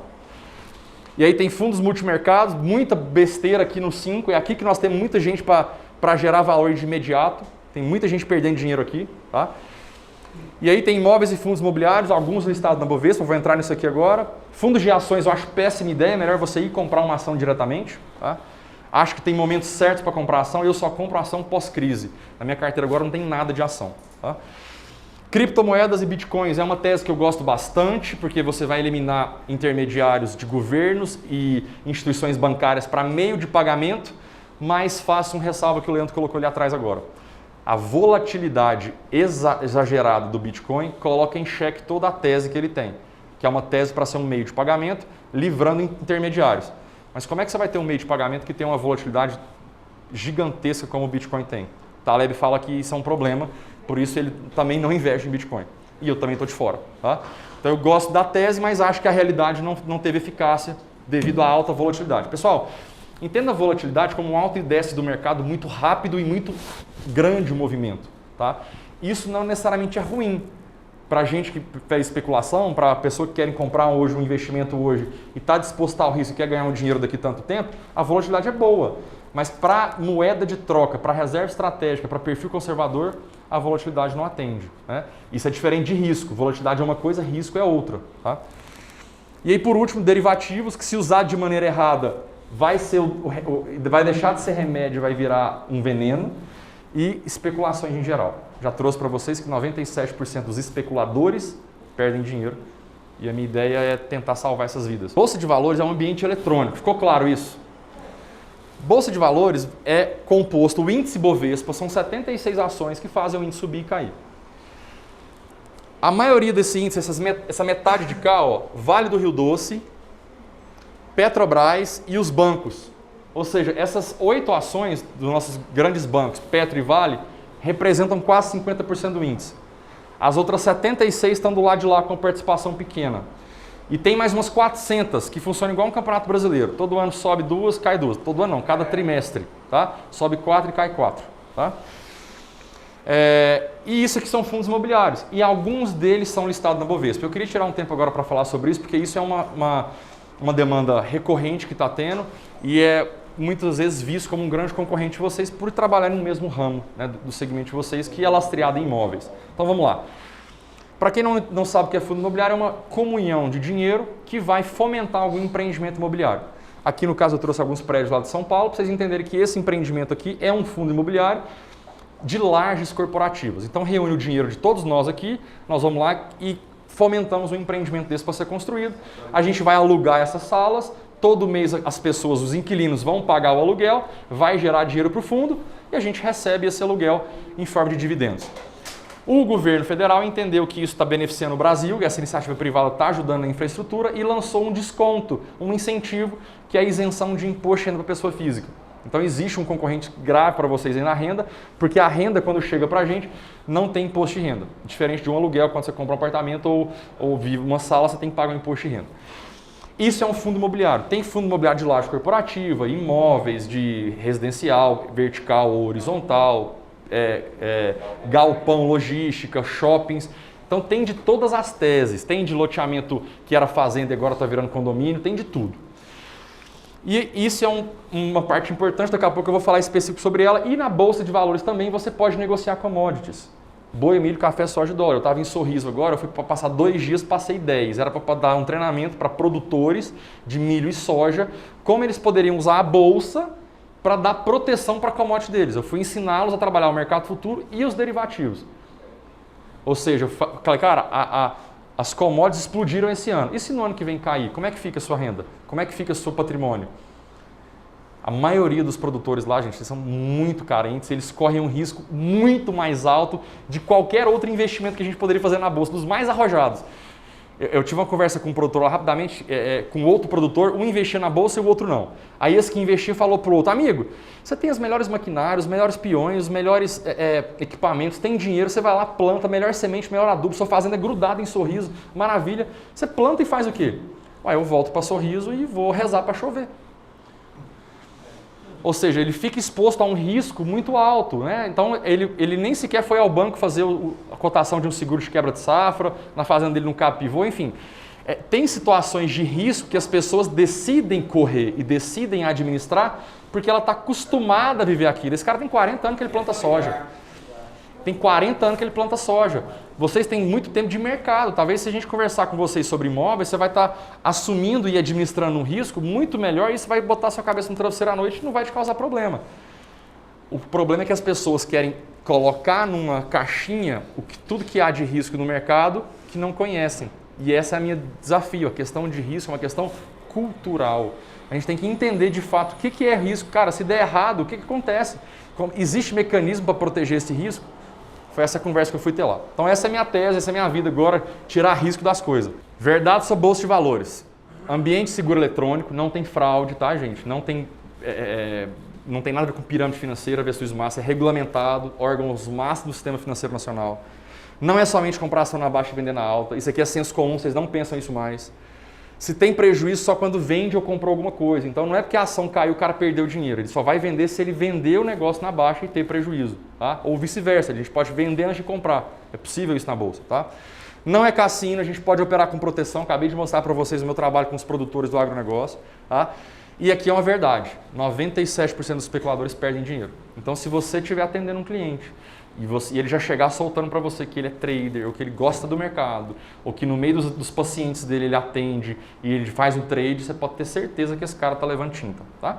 Estou falando de dentistas e médicos que eu tenho esses clientes que são os mesmos avatares de vocês. Esse cara, nós precisamos salvar ele, inclusive financeiramente até o casamento. Eu tenho queixa da esposa do cara, falando, cara, ele está viciado no mercado. O mercado ele vicia, porque o sentimento de adrenalina que produz no mercado é viciante. O jogo é viciante em si, é muito parecido o sentimento. Então é vidas que nós temos que salvar. Só tem um jeito, é no caminho educacional. Não adianta falar de fora para dentro. Esse cara está imerso num mundo que ele não sabe o perigo que ele está correndo. Né? Mas o problema não é a bolsa. O problema é o comportamento dele. Vocês entenderam isso? Porque se ele sair da bolsa, ele vai pro jogo, vai pro baralho, vai pra cachaça, vai arrumar outro vício. Esse cara tem que arrumar um jeito de voltar e ser uma pessoa melhor e encontrar a causa do problema. Tá? E a natureza doentia do ser humano que eu disse agora. O cara quer entrar na bolsa para ganhar dinheiro rápido e para suprir uma falta de adrenalina. Ele quer entrar lá para ele sentir aquele gostinho de tradear. Ele quer sair falando para os amigos dele que ele ganhou dinheiro na bolsa. Ele quer ter esse momento e realmente produz adrenalina. Mas normalmente esse cara vira estatística dos perdedores. E é 97%. Pontos positivos e negativos da bolsa, rapidão. Para a gente poder, quando alguém chegar que é investidor da bolsa, vocês saberem pelo menos conversar sobre isso. Ó, a bolsa tem alta liquidez, isso é um ponto positivo. A bolsa democratizou os investimentos, você consegue investir em boas empresas gastando pouco recurso. Você pode fazer renda passiva com ações através de dividendos e juros de capital próprio. Juros de capital próprio é o dinheiro que a empresa tem no caixa da empresa. E dividendos é o lucro que ela tem. Quando ela cresce, ela é obrigada a dividir isso com o investidor. E você tem fundos imobiliários que pagam rendimentos isentos de tributação. Tá? E alta volatilidade. Veja que eu botei alta volatilidade não como um risco negativo. A alta volatilidade pode ser interessante para o cara que tem longo prazo, o cara jovem que tem um perfil mais arrojado. Cara, eu vou comprar startups, eu vou fazer um mix de ações aqui e acho que daqui 10 anos essa empresa minha vai estar valorizada. Então a alta volatilidade é um benefício para esse cara. Mas a alta volatilidade, adivinha, também é um malefício. É uma faca de dois gumes. Porque a alta volatilidade pode fazer a ação que ele comprou a R$30, como Petrobras, bater R$11 no Covid. Que é o que ela estava em abril do ano passado. A ação da N ações desvalorizaram 60%, 70%. Alta volatilidade. A gente não tem isso em imóvel. Daqui a pouco eu vou te costurar isso para você ficar forte no imóvel. Maior risco, alavancagem de empresas. Opa, as ações aqui, a maior parte das ações na Bolsa Brasileira estão alavancadas. Aquilo que eu falei para vocês. Se elas estão alavancadas, elas estão num alto risco de entrar em RJ. Mesmo empresas da Bolsa que são auditadas, têm balanço, é um problema, é um risco muito mais alto. É por isso que investir em ações é muito mais arriscado que investir em imóvel, porque em imóvel é difícil, a sua alavancagem ela é menor, em ações a empresa chega a estar endividada 5 vezes o valor da capacidade de EBITDA dela, que é a capacidade de gerar caixa. Tá? Então esse é o problema das ações. A volatilidade é alta, o mercado vai continuar subindo e descendo sempre, mas a volatilidade, a alavancagem da empresa faz o risco ser muito maior. Despreparo psicológico e técnico dos investidores. A maior parte das pessoas estão aqui. Né? Então, quando esses caras estão despreparados psicologicamente, vamos dar preparo para eles, vamos tirar eles dessa armadilha. Vocês vão salvar vidas tirando o cara do mercado financeiro desse jeito e levando para uma coisa mais segura, lastreada em imóvel. Tá? Então, eu fiz rapidamente aqui algumas coisas que eu entendi dos últimos anos sobre bolsa de valores. E conflito de interesse. O que é o conflito de interesse hoje que existe no mercado muito sério? É o que o gerente do banco só vai recomendar para o cara investir no fundo que paga comissão para ele. E normalmente é o pior investimento que tem. Nem o próprio gerente tem esse investimento. Aí você vem o agente autônomo de investimento, que é o cara que trabalha na corretora agora no banco de investimentos. A mesma coisa. Tá certo que os fundos de uma XP, de uma Orma são muito melhores que um fundo que um Itaú, que um Bradesco vende, mas ainda assim há um conflito de interesse, porque o agente autônomo de investimentos ele vai te botar para investir em algo que gera o quê? Comissão para ele. Eu tenho 7 operações que são meu carro-chefe de operações para os meus clientes no mercado financeiro. Todas elas são boicotadas pelos agentes autônomos de investimentos, porque não gera comissão para quem vende. Porque se eu ensino o meu aluno, ele vai lá e faz a operação. Ele não precisa pagar uma taxa altíssima de administração para alguém fazer por ele. Então eu estou eliminando intermediários e estou fazendo o meu aluno tomar decisões financeiras. Esse dinheiro todo que ele deixa que ele estava deixando no meio do caminho, nos atravessadores, ele está deixando para ele agora com uma rentabilidade maior e principalmente ele trouxe uma inteligência de hedge para a carteira dele, que a maior parte dos fundos não estão. Estive no Safra semana passada com um cliente, fui sabatinado por mais 3, 4 gerentes lá, que eram os únicos que eu não conhecia lá ainda. E eles não, porque o nosso analista top do Safra está achando que a bolsa é alta, não sei o quê, etc, etc, etc. Nós vamos manter aqui, nossa perspectiva é bem otimista e tal. Fui lá e comprou ações da VEG para um cliente, que é uma ação que foi um surgimento bem positivo e interessante. A VEG caiu 17% na outra semana do preço que o cliente tinha comprado. Que não é problema o cara indicar e o meu cliente comprar, mas o problema é que o meu cliente não foi orientado da maneira correta, ele não foi ensinado a administrar esse risco. Porque o gerente só falou que o mercado, a tendência era de alta, mas ele não falou que no outro dia ela poderia cair 17%. E qualquer ação pode cair 17%. Então o que está faltando é a sinceridade na hora de fazer o planejamento financeiro, porque se o cara for sincero demais, ele perde a venda, o cara não vai botar o dinheiro lá na tese que ele quis. E vocês do imóvel, como é que tá rolando aí? Eu trouxe alguns gatilhos, né, que eu acho importante, que eu gosto quando a Liana traz eles para mim quando ela foi me vender o apartamento e quando as pessoas me atendem, né? O que as pessoas usam, o que eu gosto de usar no mercado financeiro, no mercado imobiliário, o que eu acho prudente para ter uma relação legal com o cliente, né? Primeiro você explicar para ele, olha, a gente tem uma possibilidade de ganhar com a valorização e com a renda passiva. Entretanto, não há outro instrumento no mercado que você vai ter uma oportunidade de comprar algo com deságio. Como a gente tem, por exemplo, no imóvel, que o cara está apertado, você pode comprar abaixo do valor patrimonial. Essa atribuição é um pouco peculiar de imóvel, então é um ponto positivo que vocês têm. Tá? A realização de sonhos. Né? Tem pessoas que... A gente tem uma questão cultural muito forte de realização de sonhos e tem muita gente que quer personalizar esse sonho. E de repente um imóvel perto aqui é o último lançamento do plano diretor, ou é a última nascente, a pessoa quer fazer daquele jeito, do jeito dela. Se ela morar de aluguel ou se ela não tiver aquele imóvel, ela não vai conseguir personalizar. Então vocês têm isso como um grande aliado. Uma estratégia de poupança. O brasileiro ele não tem educação financeira. Se ele não tem educação financeira, vocês ouviram aquele ditado, dinheiro na mão é o quê? Vendaval. Então se o cara não tiver um boleto para pagar no final do mês, daqui 30 anos ele não tem nem imóvel nem dinheiro. Então acontece muito isso com as pessoas brasileiras, principalmente, que não têm educação financeira. Então você pode mostrar para ele que isso é melhor, por exemplo, que fazer um consórcio, que lá ele vai pagar a administração e vai ter algumas taxas a mais escondidas normalmente, e aqui ele está comprando um imóvel que pode valorizar. E, enfim, é uma estratégia de poupança, de evolução de patrimônio. Tá? Escassez, aí que eu falei agora, você vai usar gatilho de escassez toda hora, plano diretor, a qualidade do empreendimento, etc. E a URBS que tem aí vocês vão saber melhor do que eu, né? Falar as qualidades que vocês têm em relação aos concorrentes e o mercado. Mas esse gatilho ele é muito interessante, mas não pode ser exagerado, tá? Tá muito na modinha esse gatilho de escassez, que normalmente é o único argumento mais utilizado pelos corretores e isso fica um pouco chato se você não tiver fundamento com as outras coisas. Prova social, e aí de repente você vai contar histórias, por exemplo, olha, eu tive um cliente que estava posicionado, isso é verdade, tá? Eu tenho um cliente que estava posicionado na bolsa, em fundos imobiliários e ações, e eu cheguei para ela e falei, olha, põe esse dinheiro no bolso, o mercado subiu demais, ainda que ele continue subindo, pega esse dinheiro, coloca no bolso, essa valorização do segundo semestre foi muito alta, e sai do seu aluguel de 20 mil reais por mês nesse empreendimento que tem, sei lá, 100 metros quadrados, aqui, nessa avenida inclusive, tá? Não vou falar por sigilo. 20 mil reais de aluguel, compra esse imóvel ali, ó, de 2 milhões, que vai ser de 300 metros quadrados, e você vai sair do seu aluguel. E se você pagar 2 milhões e 20 mil, é 1% que você está pagando de aluguel. Pô, sai desse aluguel e compra um imóvel 3 vezes maior. E já garante que você vai ter um espaço físico, que se o mundo subir, você vai valorizar, e se você der tudo errado, é onde você vai trabalhar. Então tira o seu investimento comigo, do mercado financeiro, e toma essa decisão positiva para a sua vida. Isso aconteceu. Eu dei um passo para trás com essa cliente, porque eu não sou remunerado pela essa estratégia imóvel, mas essa cliente vai trabalhar a vida inteira e vai continuar produzindo dinheiro e ganhando dinheiro. A hora que ela precisar investir, ela vai contar com quem, gente? Então esse tipo de estratégia é muito no meu dia a dia. Sky Garden, Parque Flamboyant, conhece o empreendimento? Sou muito amigo do Danilo, faço o planejamento da família dele inteiro. Já vendi umas 4 unidades com ele lá. Mas é porque ele me indicou o cliente. Ele me indicou o cliente e falou assim, primo, eu tô com um cliente. Olha só a história. Eu tô com um cliente. Você tem crença? Ele tem um patrimônio. Ele tem patrimônio e está querendo montar um plano de pagamento daquela unidade. Aí a gente fez um collab. Eu vou mostrar para vocês como é que foi na prática aqui, como é que eu fiz. Então eu peguei o cliente dele e falei, olha, tem isso, isso e isso no mercado que gera renda passiva. Com essa renda passiva você pode pagar o valor da parcela.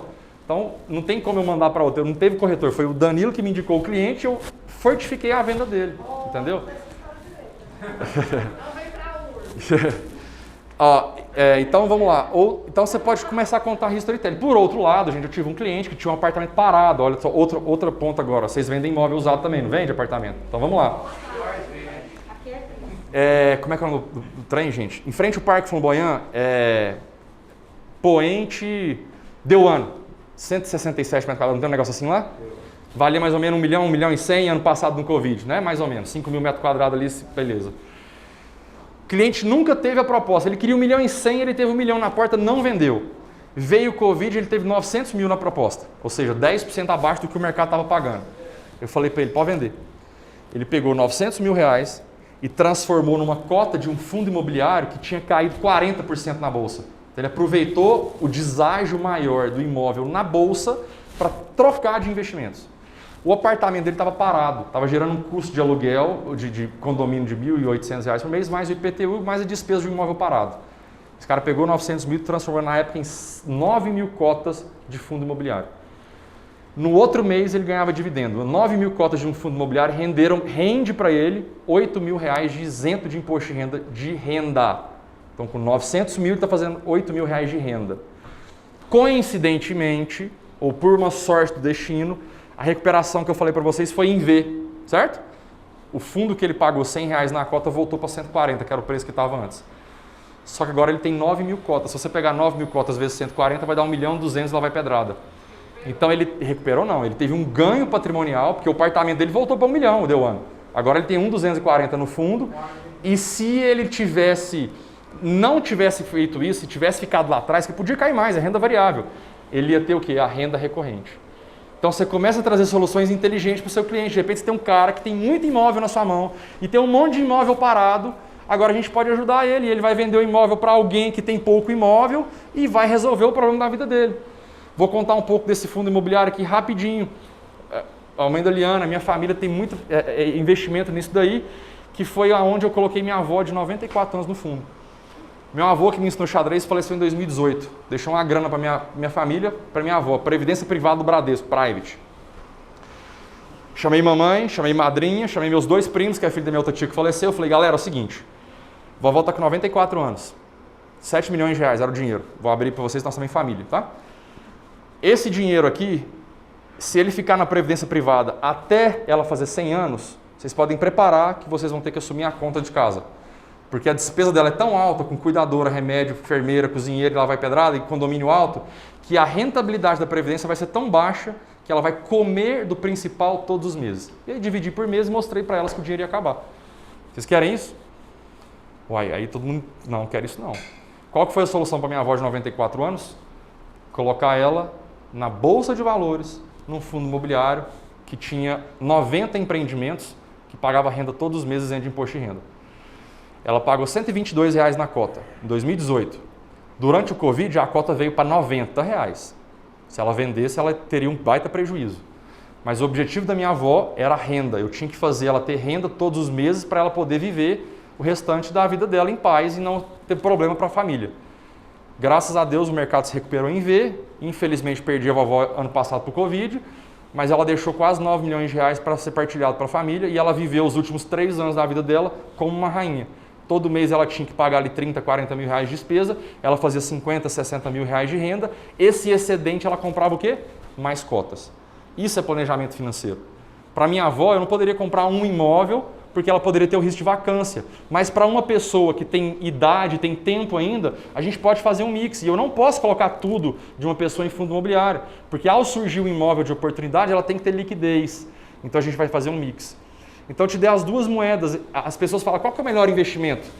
Eu acabei de te mostrar o que foi bom, a minha cliente da Ricardo Paranhos, que saiu de um aluguel e comprar um imóvel, e te mostrei o caso da minha avó. Esse é o meu papel, é pensar junto com o cliente. Isso é educação financeira, isso é planejamento financeiro. E é isso que eu propus a fazer lá em 2016. Então hoje eu sento com o meu cliente, eu vejo o melhor para ele, e ele faz conta. Então vamos lá.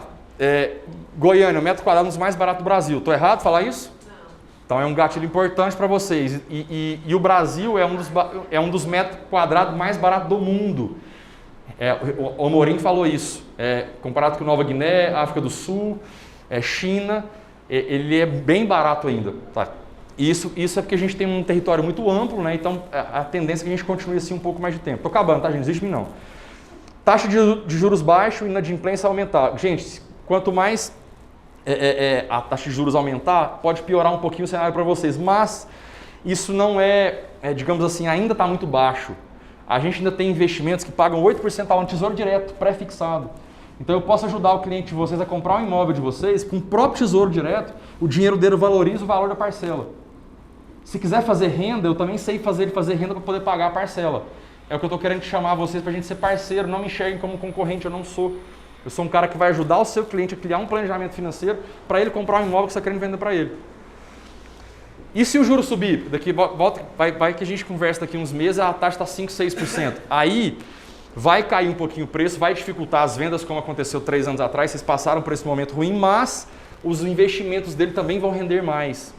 E aí ele vai poder fazer uma manobra que é o seguinte. Ele vai poder pré-fixar uma taxa de juros, que você perguntou do financiamento bancário lá. O que eu acho de financiamento bancário? Qual é o seu nome? Olha só. Luiz Fernando Roxo é um mestre em derivativos e discípulo do Taleb, como eu também sou. Ele fala o seguinte, cara, vamos comprar um imóvel, vamos financiar, e aí é o seguinte, o que aconteceu com a taxa depois que de 2 anos para cá? Caiu para 2%. E tinha gente que estava pagando prestação de 9%, 10% ao ano. O que as pessoas puderam fazer? Ir lá no banco, fazer a portabilidade, de reduziu a taxa. Voltou para 7%, para 8%, sim ou não? Ou seja, no pior cenário, você consegue reenquadrar a taxa. Isso é uma manobra importante para você trabalhar com o seu cliente.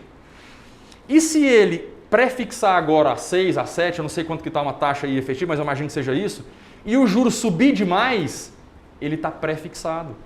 Então ele está pré no pior cenário, e se os juros cair, ele ainda consegue reorganizar no banco. Então isso é um gatilho importante para você trabalhar com o seu cliente, quando ele fala, cara, mas e se esse juro explodir ou se ele cair, e aí eu não sei o que vai acontecer, então você cita exemplos reais. Então essa manobra dos juros, né, dessa portabilidade e do pré, é uma tranquilidade para o seu cliente fazer o financiamento bancário, que é onde vem a maior parte da venda nossa, né? Então é um argumento muito forte para ser utilizado, para dar tranquilidade para o investidor.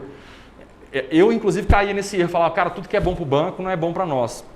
A taxa de financiamento bancário, ela cai um pouco na exceção, porque ela ajuda o mercado financeiro a se movimentar, e o mercado imobiliário também, e ela dá uma coisa interessante que vai além de taxa, poder de compra para o brasileiro. Se ele pega um dinheiro emprestado para comprar um apartamento e ele tem liquidez ainda para fazer outros investimentos, ele tem o poder de compra na mão. E isso gera para ele muitas oportunidades. Como, por exemplo, comprar outro imóvel barato, como, por exemplo, comprar uma ação depois de uma crise, como, por exemplo, abrir um consultório do dentista dele, ou seja, ele tem poder de compra na mão. Então a conta não é só matemática, porque na conta matemática, a hora que você pegar os vídeos da Natália Arcuri, do Gustavo Cerbasi, do Primo Rico, cara, na conta matemática, quem sabe investir dinheiro normalmente vai acabar não optando por comprar muita coisa e vai optar por talvez morar de aluguel. Daqui a pouco eu vou trazer essa polêmica também. Mas o mundo não é só matemática. O mundo tem poder de compra e oportunidade. E se ele quer levar para o lado da matemática, e a oportunidade que ele vai deixar de aproveitar quando ele não tiver o dinheiro líquido na mão? Então tem que fazer um monte de variantes. São muitas variáveis, né? Então a gente tem que entender o valor, a figura do cliente por completo, saber como é que ele está de imóvel para trás. Por exemplo, eu tenho um cliente, aquele mesmo médico que eu citei aqui, 43 mil reais de inadimplente, ele tem 10 milhões de reais de imóvel. Só tem apartamento, sala comercial, lote, a casa e a clínica. Tem 30 mil reais na poupança. Na minha opinião, não foi certo ele comprar esse tanto de imóvel. Está na hora dele vender um pouco, se capitalizar e aguardar uma nova oportunidade para comprar outros imóveis baratos, porque ele está desequilibrado. Mas de repente seu cliente está muito líquido. Então está na hora dele comprar um imóvel, aproveitando que a taxa de juros está na iminência de subir, para ele colocar alguma coisa que tem fim na carteira dele, que tenha terra. Né? Então tudo isso depende. E se o juro sobe, está pré-fixado. Então, outra coisa, baixa volatilidade em outros mercados. Né? Esse fundo que eu comprei para minha avó, gente, estava R$140, o desgramado veio para 90. Só o meu estômago que doeu, porque eu não contei para ninguém da minha família. Porque se eu falo para minha família que os 7 milhões dela de reais está valendo 5 milhões de reais, ia ser um problema na família, concorda? Então, o estômago da pessoa ela tem que estar preparado para a volatilidade. E normalmente não está. Ah, naquele dia o meu apartamento, se eu fosse vender, também estaria mais barato. Mas você não está vendo ele desvalorizar 40%, 50% na sua cara assim. Então o investidor ele consegue ter uma tranquilidade melhor. Se ele tem uma paz espiritual, ele consegue produzir mais.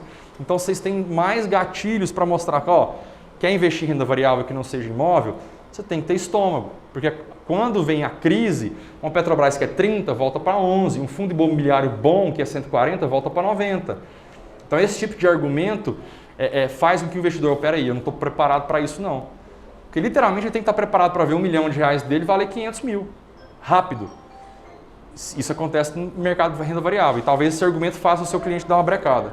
Mas isso é um caminho lento. A nossa geração não vai passar, talvez, mesmo com a velocidade da informação que está sendo propagada, isso vai continuar sendo gatilhos positivos para vocês fazerem vendas e para os bancões continuarem lucrando o que eles lucram. Porque mesmo a gente sabendo que todo mundo sabe, gente, que todo mundo já escutou que deixar dinheiro no banco é ruim, que investir em poupança é ruim, que investir em previdência privada é ruim, que investir em CDB não é bom.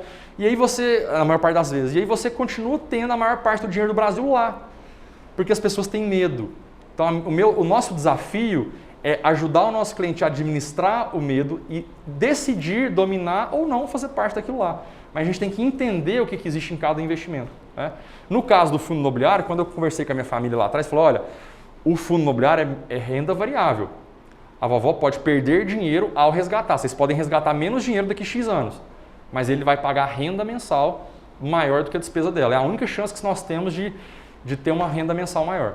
Para cliente que eu falei aqui, eu falei, olha, o mercado está na alta, está muito alto, você pode botar esse dinheiro no bolso, sair do seu aluguel, comprar um apartamento, comprar um espaço 3 vezes maior do que você tem hoje, garantir o crescimento da sua empresa por um custo muito reduzido, uma vez que os imóveis ainda estão baratos em Goiânia.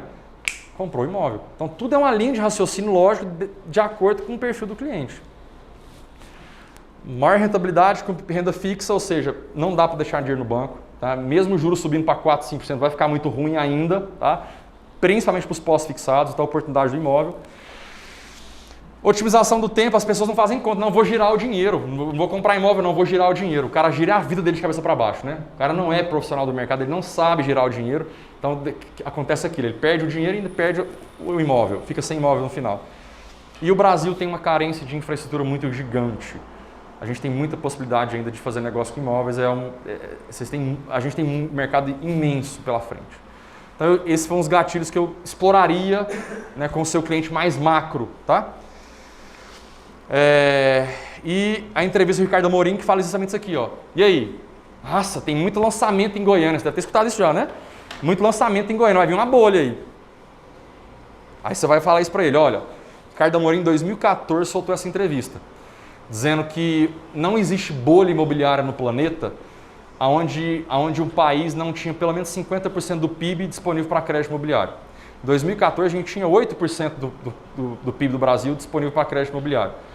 Hoje, em 2020, em janeiro de 2020, a gente tinha menos de 10%. Então tem muito espaço para a gente crescer. O Brasil é muito grande, então está muito distante de uma bolha imobiliária. Esse é um argumento que eu acho muito importante para vocês trabalharem com o seu cliente, que vão falar isso. Nossa, mas está tendo muito lançamento. Onde você vai? Tem um canteiro de obra em Goiânia. Então eu trabalharia sim nesse... Henrique, eu não sei se foi o Ricardo Amorim que na época que eu li.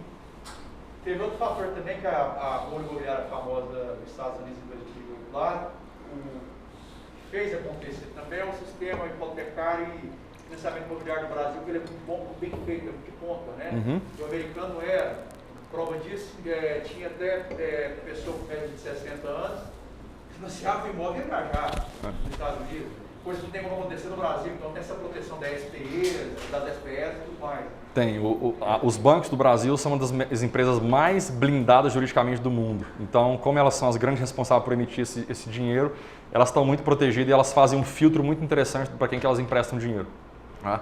Então, aqui em 22 de janeiro de 2020, o PIB é menos de 9% ainda. Então, está muito longe ainda de ter um problema de bolha por causa do excesso de dinheiro e crédito ofertado. Tá?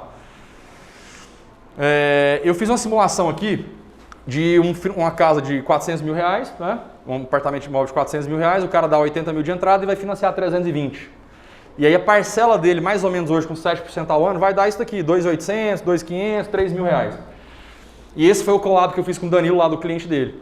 O cara mandou o cliente para mim, o cara tinha uma grana, eu falei, Henrique, eu não sei se eu pago o saldo devedor à vista ou se eu financio bancário, mesmo pagando 3 apartamentos daqui a 30 anos, o que você acha? Eu sentei com ele e botei na planilha. E aí eu mostrei para ele, falei, olha, com 7% ao ano, nós estamos hoje meio que numa linha divisória. Porque hoje com 320 mil reais eu consigo te dar essa parcela de 2.800, 2.700 aí para você pagar a sua parcela do financiamento bancário, né, que você está comprando o seu imóvel.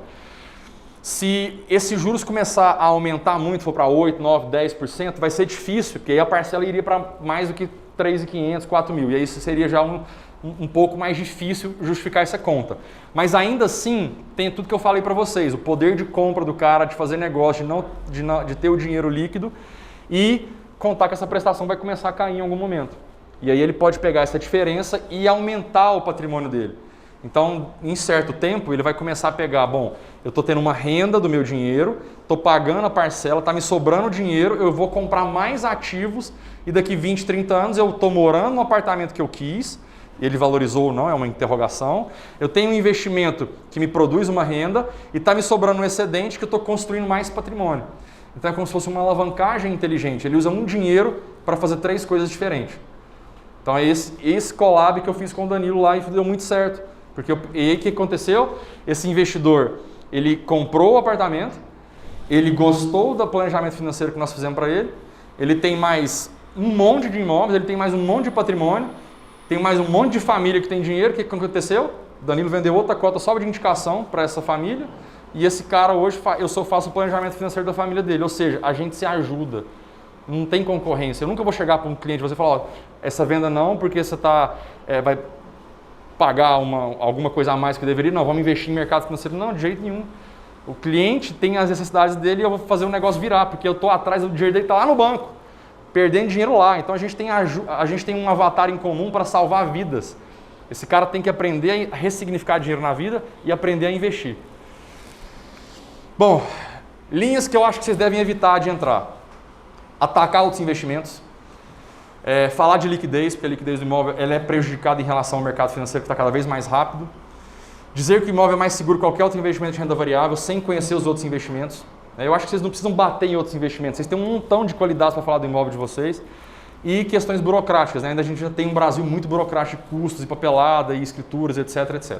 Então são linhas que eu acho que vocês devem evitar e quando o cliente bater, absorva a pancada e entre para outra linha. Conhecendo um pouco da realidade deles, de tudo que eu falei até agora, que são as linhas verdes, né? Olha o tanto de coisa que a gente tem para falar de coisa boa, ali, um montão de argumentos, e eu só listei alguns vermelhos que normalmente eles vêm com pedra, né, atacando a gente dessa forma. Tá? Me perguntaram agora, né? Compra imóvel ou morar de aluguel? Vamos lá? A linha de raciocínio, tem um vídeo muito interessante do Serbas falando sobre isso. Tá? Primeira coisa, como é que está a reserva estratégica desse cara? Está preservada? É um ponto. Segunda coisa, estado geográfico profissional. Esse cara tem risco de mudar de cidade, de país, como é que está a profissão dele? Porque se esse cara tiver possibilidade de profissões exigirem que ele vá para outra cidade, outro estado, outro país, ele tiver a possibilidade de mudança, perde-se muito dinheiro ainda na compra e venda desse imóvel. Então talvez é melhor ele morar de aluguel por agora, para depois, na hora que ele estabelecer geograficamente a profissão, ele vai poder passar a comprar um imóvel. Tá? Outra coisa, estado civil dele. Podemos aumentar a família ou não? Já fechamos a fábrica dos filhotes? Então agora talvez você esteja mais propício para comprar um imóvel. Até você aumentar e estabelecer o número de residências da sua casa, de repente melhor morar de aluguel. Porque ou você vai ter um apartamento grande com espaço subutilizado para você, ou você vai ter um espaço pequeno e na hora que você for aumentar a família, você vai ter que comprar um espaço maior. E de novo, nesse trâmite de compra e venda de imóveis, fica muito dinheiro para trás. Em armário, escrituras e por aí vai. Então, até agora, está caminhando para morar de aluguel. Tá? Se o cara tiver o perfil, sim. Se for um cara que tem filho, já está geograficamente estruturado, vamos comprar um imóvel. Perfil de empreender. Se ele alugar o apartamento com o discurso que ele vai fazer o dinheiro rodar ou ser empreendedor, esse cara tem o perfil para isso?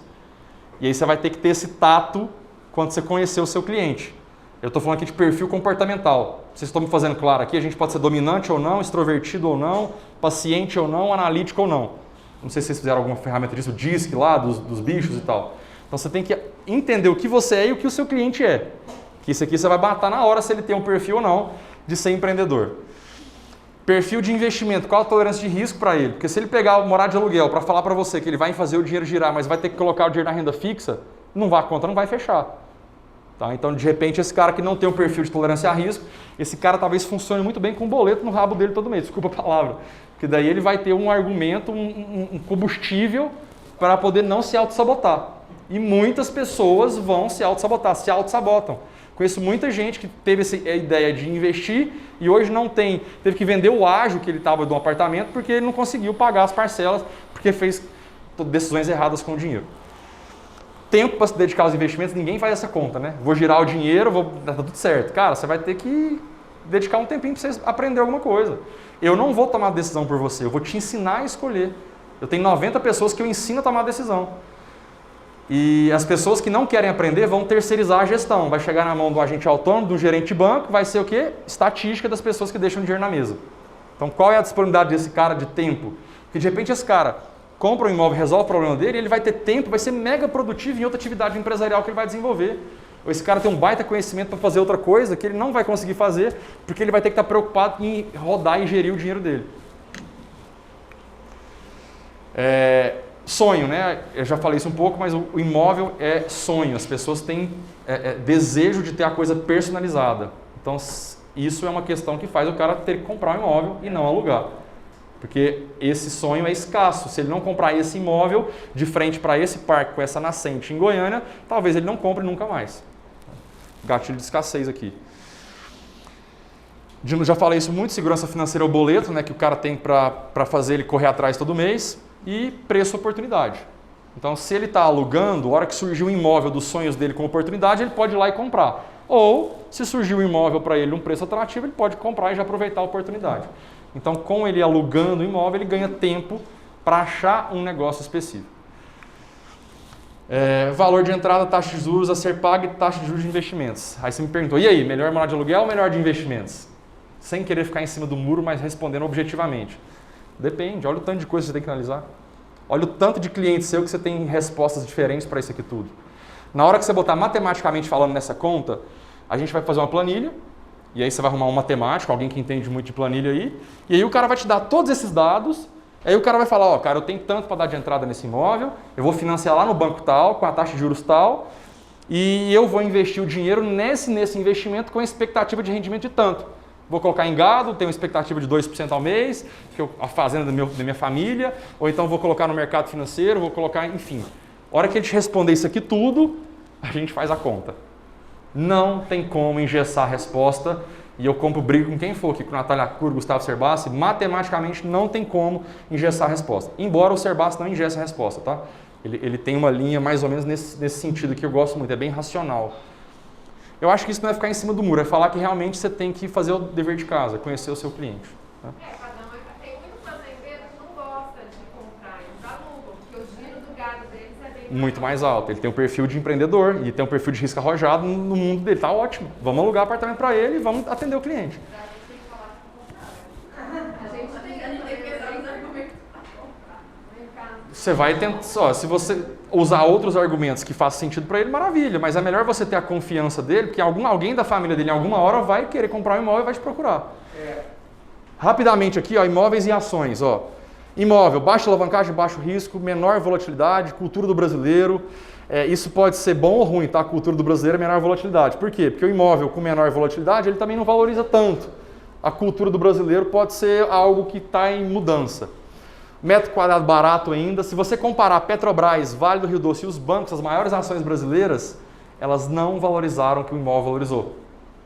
Olha o que eu falei agora, as principais ações da Bolsa, as blue chips, com exceção da Vale, que subiu muito ano passado, não valorizaram nos últimos 5 anos do que o imóvel valorizou. Tá? Burocracia e custo é um calcanhar de Aquiles para vocês e você pode personificar o seu investimento. Ações, alavancagem alta, risco maior, trabalho endividadas, maior volatilidade, desafio cultural, só tem 3 milhões de CPF ativo na Bolsa. Isso pode ser um oceano azul, porque é passivo de crescimento, mas é uma dificuldade porque é passivo de manipulação. A nossa Bolsa hoje quem manda é o gringo. Tá? Comando por investidores estrangeiros, liquidez 2 dias, isso é um ponto positivo. Né? A ação você tem dinheiro na mão em 2 dias. Imposto de renda mensal, um saco isso aqui, você tem que pagar imposto de renda mensal se tiver lucro. No imóvel, talvez se você comprar outro imóvel, você não vai ter que pagar aquele imposto. Então você tem uma manobra aí. Só ganho de capital. Ambos têm possibilidade de compra com deságio frequentemente. Vira e mexe, você tem uma ação que cai muito, pode comprar barato, e uma oportunidade de imóvel pode cair no teu colo também. E os dois têm renda passivas mais ou menos equiparada. Não é o melhor dos mundos para renda passiva, nem imóvel, nem ações, comparado com o que tem no mercado hoje. Tá? Ações porque paga 25% só do lucro que ela tem, e o imóvel porque em média hoje está mais ou menos 0,5%, me corrija se eu estiver errado, e ainda tem que pagar imposto de renda, se tiver imobiliária tem que pagar mais um percentual. Então acaba que as oportunidades para esse veículo ficam mais ou menos empatadas nos dois. Tá? Mas tem um monte de coisa positiva aqui em relação a imóvel e ações. Imóvel e fundo imobiliário. Baixa alavancagem, baixo risco do imóvel, menor volatilidade, que é interessante para o seu cliente que não tem perfil de risco demais. Cultura do brasileiro, metro quadrado barato, burocracia e custo é ruim, rentabilidade mensal só 0,5% líquido, menor, tá ruim, mas maiores oportunidades se ganha na compra, a gente não tem esse fundo imobiliário, você pode ter a oportunidade boa de comprar um imóvel barato e personificar o seu investimento. Fundo imobiliário, muito baixa alavancagem, tá? É até mais baixa que no imóvel, porque um fundo imobiliário ele é proibido de se alavancar. Ele só pode ser sócio de uma SPE que trabalha com imóvel alavancada, mas ele diretamente não pode tomar dívidas. Então o fundo imobiliário é inquebrável, na minha visão, se ele tem muitos imóveis que não tem nada de alavancagem. Tá? Maior volatilidade, isso é um problema. Eu dei o exemplo da minha avó que comprou uma cota de fundo a 140 e voltou para 90. Isso não acontece no imóvel. Desafio cultural, a gente só tem 3 milhões de CPF ativo na bolsa, em fundo imobiliário menos ainda, mas por outro lado, o Oceano Azul tem muito crescimento. Liquidez de 2 dias, imposto de renda mensal de ganho de capital, ruim de calcular também. Isenção de imposto de renda mensal, isso aqui é um grande concorrente para a renda de vocês. É por isso que a rentabilidade do fundo imobiliário é melhor em relação ao imóvel tradicional. Porque o governo soltou esse incentivo aqui, que o fundo imobiliário tem, imóvel não tem. Por isso que eu falei para vocês evitarem essa linha de renda passiva com alguém que entenda de fundo imobiliário. Porque realmente é mais alta para renda, tá? A cota de um fundo amanhece descontada no início do mês. Se o cara for muito argumentativo nesse ponto, você fala, olha, mas quando o fundo imobiliário está R$100 e ele te paga lá R$900, 90 centavos de dividendos, ele amanhece no outro dia R$ 99,10. Ele amanhece mais barato. Então, o seu imóvel não. Vai lá R$1 milhão, o cara te pagou R$1.000 de aluguel, ele não vale 999 mil no outro dia, ele continua valendo R$1 milhão. No fundo imobiliário tem essa coisa de carecagem de cota, que eu gosto de falar. Então, ele paga dividendo, mas ele diminui o valor dele. Na prática, ele acaba subindo de novo, mas só para deixar claro que isso é um ponto negativo do fundo imobiliário, que o seu cliente talvez nem saiba. E não tem tantas oportunidades de comprar o fundo imobiliário barato. Você tem que comprar no preço do mercado daquele dia. Né? Você não pode comprar do João ou do Ciclano, você tem que comprar da cota que está no mercado, que é um ambiente eletrônico na Bovespa. Então, você perde oportunidades de comprar um imóvel muito barato quando você está com o seu dinheiro no fundo imobiliário. Ambos têm possibilidade de ganho de capital. Em imóveis, temos incentivo de isenção de imposto de renda de você comprar outro imóvel, pagar só sobre o ganho de capital. Né? Essa é a diferença, que vocês me falaram aí. Estou chegando ao final, gente. Psicologia dos investidores. Eu queria mostrar para vocês que o maior ativo que vocês vão conquistar do seu cliente não é a venda, é a confiança dele. E para você conquistar a confiança dele, você vai ter que antes ter uma atenção. Quando você faz o seu cliente chegar na sua esteira, no seu funil de vendas, ele está lá atento ao que você está falando, ele vai num decorado, ele tem acesso a todo aquele sonho, né? E ele acaba fechando um negócio com você, ali você conquistou a atenção e uma confiança prévia emocional. Mas na hora que esse cara tem resultado, na hora que você gera valor para ele, você ganha confiança racional dele. E aí esse cara passa a entrar num espiral de defender você até a morte. Aí ele vai começar a te indicar, aí ele vai começar a fazer o seu negócio ganhar em escala e aí você vai começar a ter venda recorrente. Então por isso que a gente falou aqui aquela hora, talvez não seja usar um argumento para vender um apartamento para um cara que tem um perfil de empreender com dinheiro e ganha 2% ao mês com gado. É você ser sincera com ele, pegar a família dele e alguém vai precisar comprar imóvel. A gente tem um gap de infraestrutura muito grande no Brasil. Então esse tipo de argumento fez o meu negócio crescer 10 vezes na pandemia. A sinceridade do relacionamento que eu tenho com os clientes é baseado nisso. Você gera resultado para o seu cliente, ele fica feliz, ele te indica mais pessoas. E aí você pode melhorar a conversão do seu lead, que foi a palestra que vocês tiveram anteriormente aqui, não foi isso? E isso gera o gatilho de reciprocidade. Quando você gera valor para esse cliente, quando você conecta ele com pessoas que geram valor, ele fala, putz, esse não é só um corretor de imóvel. Você tira o seu chapéu de vendedor e passa a ser uma pessoa de referência na vida dele. E aí esse cara te olha com outros olhos, fala, caralho, esse cara é diferente, essa corretora me atendeu diferente. Não tenha pressa de entrar no mercado financeiro e ganhar dinheiro rápido. Alguém falou isso lá atrás, aqueles que querem ficar ricos da noite pro dia vão perder tudo que tem. Cuidado com skin the game, pessoas falam que tem resultados, mas não tem. Mentem de resultados e não é por isso que você tem que entrar no mercado financeiro. Cuidado com a alavancagem, é uma coisa perigosa, a diferença da alavancagem é a dose, se for muito alta é veneno, se for certa é remédio. Tá? Cuidado com a adrenalina, aquele sentimento que as pessoas têm vício. Hoje as pessoas estão indo para todo tipo de mercado para poder ganhar dinheiro rápido e estão perdendo muito dinheiro. Cuidado com o risco não é uma palavra ruim que você tem que evitar, você tem que aprender a administrar. Eu quero que vocês sejam essa pessoa aqui, ó. Aqui embaixo tem um investidor escutando música, enquanto o mercado está despencando. E vai despencar, vão ter outras crises. E eu quero que vocês sejam esse investidor aqui embaixo, com seu patrimônio gerando renda, com seus bons imóveis, para que vocês não fiquem no senso comum preso ali em cima. Muito obrigado pela atenção de todos. Desculpa o horário que eu passei. Estão todos os meus contatos aí.